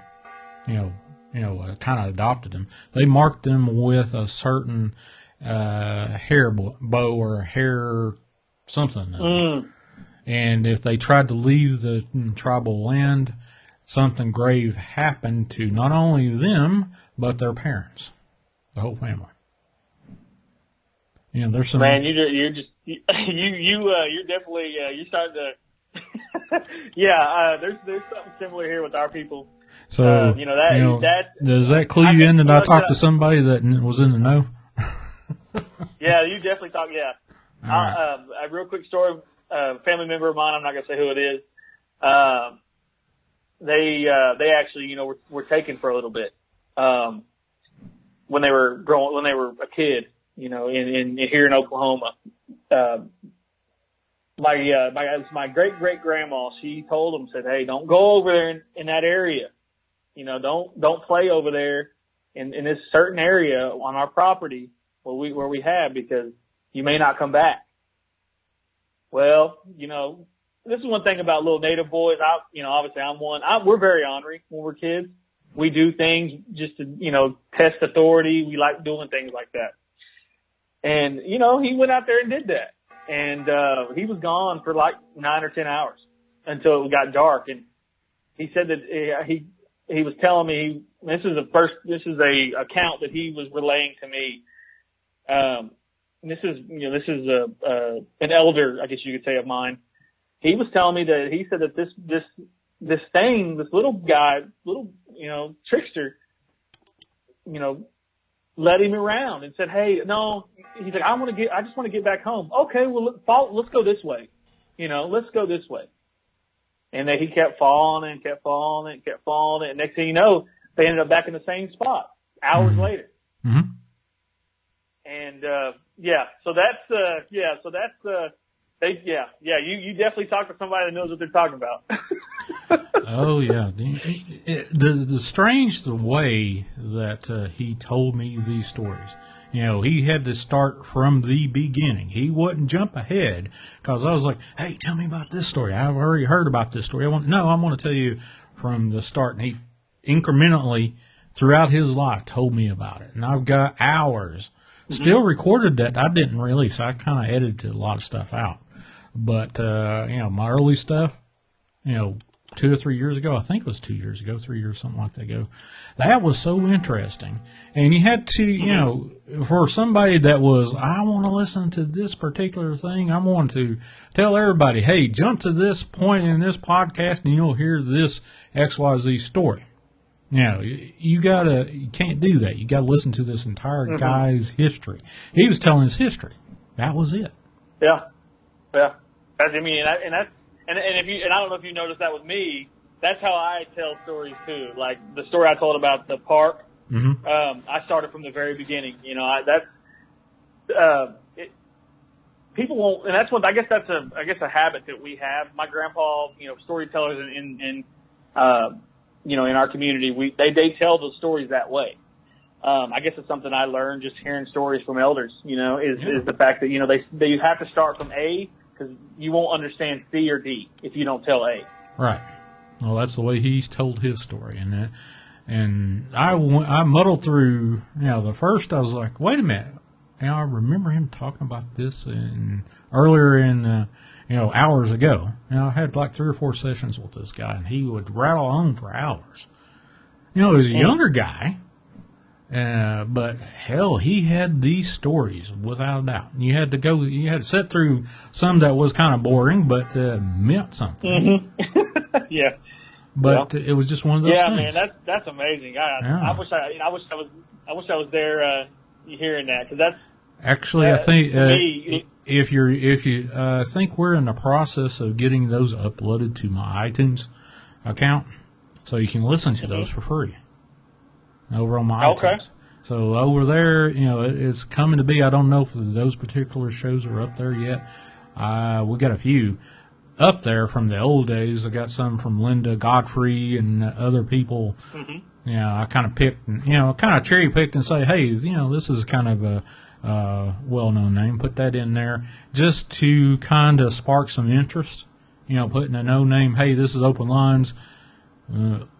Okay, so another guy does Open Lines. No, not just Open Lines. We're talking about unscreened Open Lines, but you know that doesn't quantitate yet. You know, you got to listen to me hey, I've been waiting online forever, and all I heard was you on the radio. No, they were beating the number pad to get to me. You know, nobody else is there. You don't listen to a recording. If you hear the phone pick up, it's me. It's not somebody else. It's not a recording. It's me. And I kind of stole that from old Art Bell when he did Unscreened Open Lines, but he had a better phone system where he could, put you on hold until you was ready to answer it. And I don't have that many lines either. I just got the one. Yeah. Well, I mean, I've listened to a lot of his, you listened to Coast to Coast back in the day, and he was a master. But man, I'm telling you what, man, you definitely, I've been told you this, multiple times already, but yeah, you definitely got something going on here, man. That's the reason why I call in. I don't share. I've talked to Vault. We've talked about different things, and I've been on his stream. Been on his show one time, but man, this is the shit. I was telling somebody on Twitter, I was like, if you have a story to tell, because I was like, you got to go to Shawn, because you get it out there. All you got to do, right now, you're growing the channel, and the channel, it's gonna boom. It is. I can see it. But now's the time. If you want to get a story out, you got something on your chest, and something's bothering you, or even if it's just a weird occurrence, man, this is the show to come to. Yeah. For sure. Holy cow, the stuff I have been told, even before I even lost my legs, kind of like, what did you just tell me? What did you see carry what to the woods? Okay. I've heard a lot of this stuff long before I got even an inkling that I wanted to do this. Did I listen to Art Bell before and Coast to Coast before I had the near-death experience? Yeah, sure. I had a subscription to Coast to Coast years ago. I gave it up because of the new guy that took over for Art Bell. I kind of didn't like the way he handled crap. So. Oh yeah, what's his? Was it Nori? Or no, Nori was after that. Nori come on, but he would react just about the same exact way every time to somebody. And I'm not saying that was a bad thing, but I got bored of it. He's in kind of cahoots with the old Lazar now. Bob Lazar? And Lazar have been, yeah. They've been kind of in with Jeremy Corbell. I don't know what to think about that guy, man. I've heard different people kind of debunking, but then also I've heard people, credible people, really vouch for the guy. Yeah, he does do some great stuff.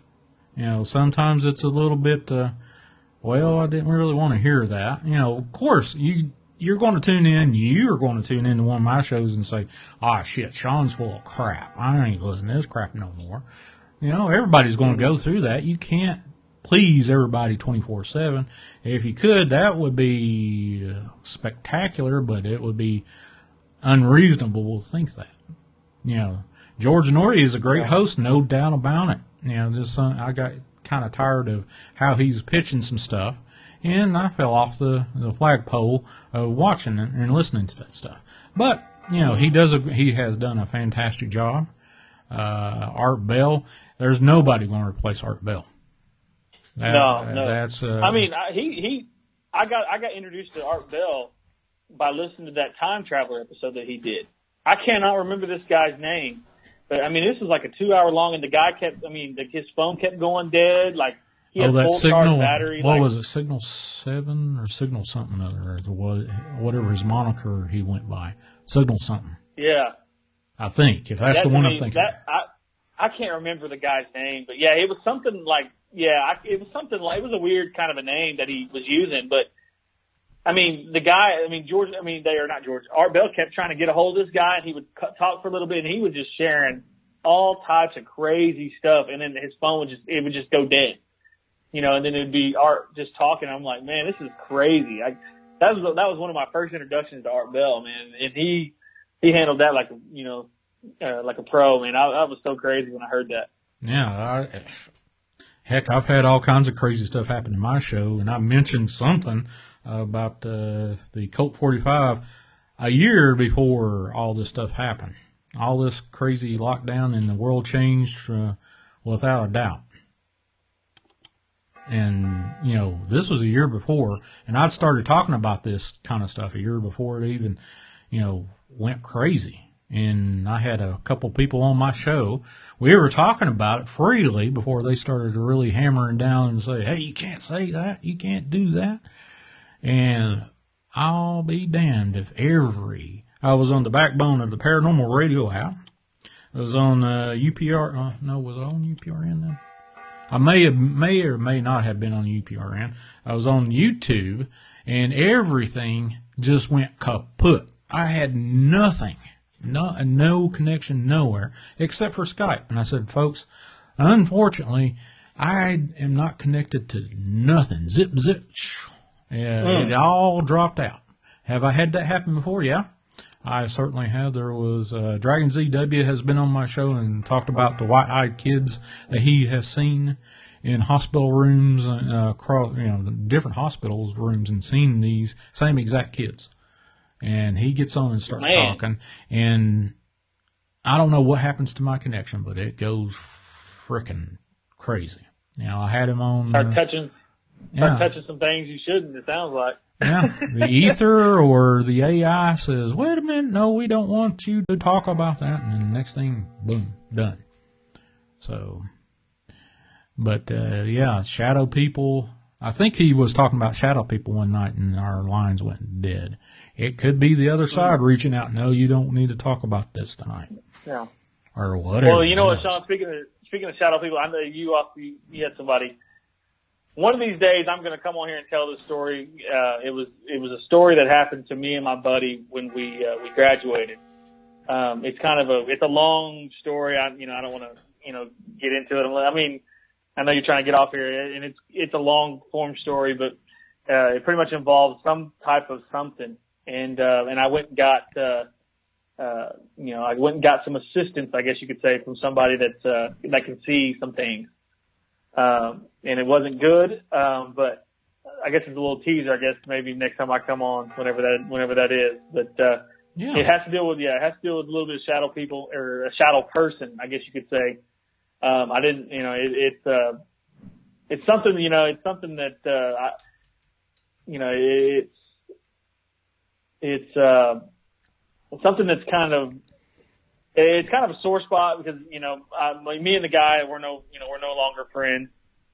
We had kind of fallen out, and but one of these days I'm going to come on here and tell that story, man. It's pretty creepy story, man. This Saturday night is Unscreened Open Lines. Next two shows for Wednesday, I think Wednesday. Yeah, Wednesday and Saturday of next week is totally locked up. So this Saturday will be a perfect time. Yeah. Yeah. I mean, especially with the shadow. I mean, and I hear different stories about shadow people, and it's similar to what I've seen. But yeah, this Saturday I may have to come on. I mean, I've been on the last. I feel like I've been on the last few streams, man. And well, man, sorry about that. I feel like that's all right. If you got airways, some people are freaking loaded with incredible stories of the supernatural, the paranormal, you name it. If they, you're full of stories. I know you're full of stories. I can just sense it. This is one of those things. If you got a story to tell and it is worth sharing, I don't mind you calling in show after show. That's fine. You know, that's Yeah. That's like our trucker friend that calls in, Chase. Everyone, you know, he hadn't called in tonight, but Chase calls in and talks about 5-foot owls, 3 to 4 foot walking frogs, crap like that.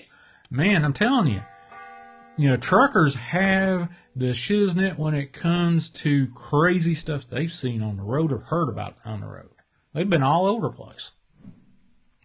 I'll tell you, you know, speaking of, you know, kind of water animals, there's a beast, I guess you could say, or a creature, I guess you'd say, that looks like it looks like a turtle, but it stays in water, and it looks like a turtle, but it can kind of transform into a very large hairy creature.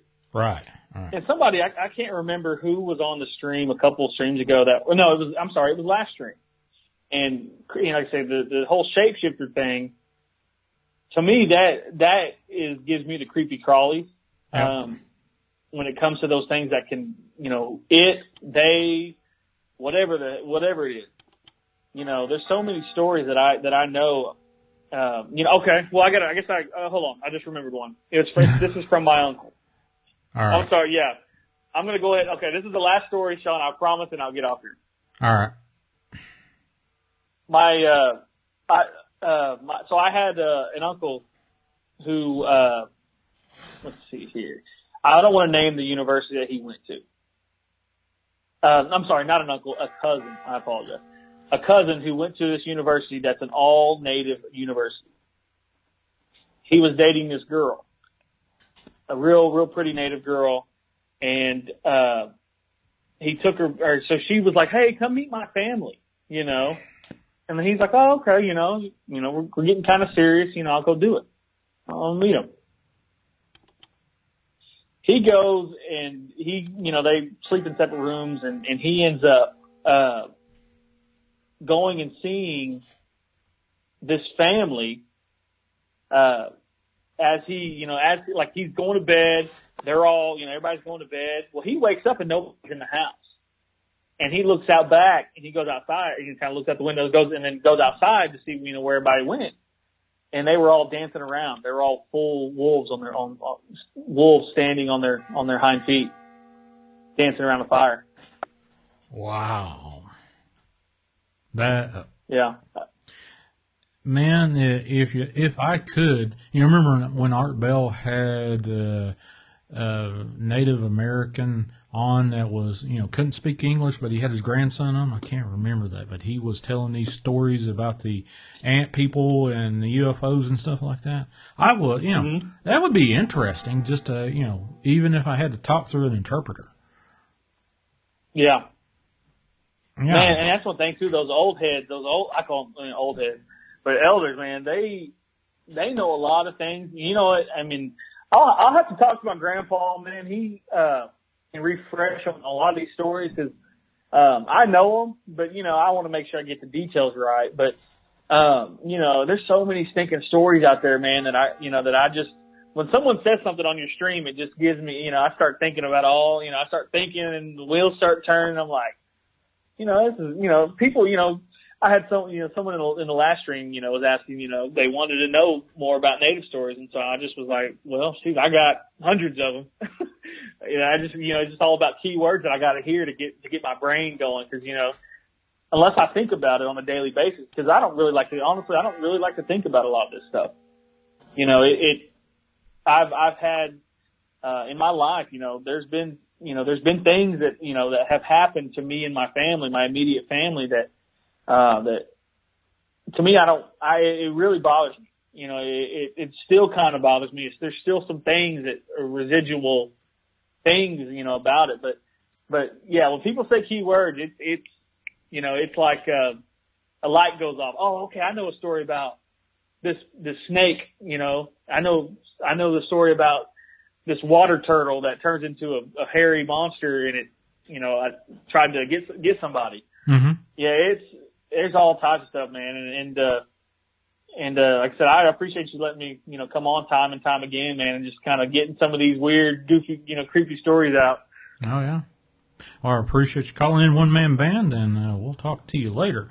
I think I've got one more caller that wants to call in named John. So I'll wait for him for a couple of minutes. And if he can't call in, I'm going to call this a night. So, hey, Shawn, we'll take it easy, man. Thanks for calling in. I appreciate your stories, brother. Take care. Yes, sir. All right. Well, holy shit. Wait a minute. How the hell did 3.5 hours go by?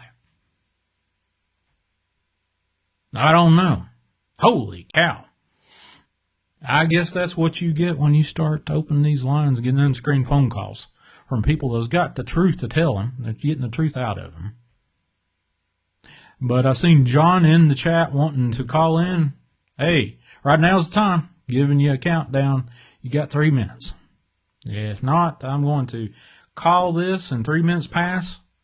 I'm not going to answer the phone. So, that's it. Go ahead, John. Call in. So, anyway, if you wanted to know why I do these unscreened phone calls, do jackwagons call in and scream out some crazy shit? Sure, they have.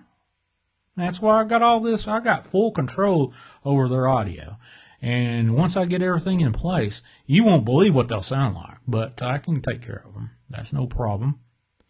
That's just one of the things. I don't have that little delay button where Art Bell said, no, I'll just blank that out and take care of them. We'll see. But anyway, I've had a good group of people for a long time that call in and tell their tales. Just like One Man Band. Let's see. Thaddeus Cray, D Knuckle. Who else is called in tonight? Oh, the fellow that started it off all, Edward from North Carolina with his missing time. I'm assuming it's a UFO. He got flashed by a blue light, missed 2 hours of time, going 45 miles an hour down the road, and the next thing he knows, he just had gotten a full tank of gas. Nothing off his odometer, no mileage whatsoever, no gas was missing, and he's 20 miles down the road 2 hours later. Do the math. You think something's not screwy with that? Now, that was my first call once I had to change up gears. Unfortunately, if you're listening to this and just popped on, the description says Shawn has an East Tennessee resident witness with Dogmen on his property. And he got the, what you would call, Colt 45 inoculation. And it whipped him. I talked to him about 15 minutes before 9 p.m. Central Time, or 9 p.m. Eastern Time, 8 p.m. Central Time. And he just sounded a little rough. And I was like, oh, okay. Can you give me an hour? I need to go get smokes and some other stuff. And I said, sure. I called twice. An hour later, had to switch gears and do these unscreened open lines. And I am just here to tell you, wow. Impressive. Okay, John, your time is up. I appreciate you folks for tuning in for tonight, this 3.5 hour spectacle I call Chasing the Truth, Unscreened Open Lines. And I apologize for the guests not being able to show up because of reasons, very good ones. And we'll be back Saturday night, and we will be unscreened Saturday night over on the Dark Waters channel. If you want to help out this channel, you've got the PayPal and the Cash App, that kind of stuff. If you feel necessary that you can do that. If not, it doesn't cost you a dime to subscribe. Doesn't cost you a dime to like it. Doesn't cost you a dime to share this out. Tell your neighbor, tell your dog, tell your bullfrog that ribbits in the middle of the night. Hey, Chasing the Truth. Watch it. Listen to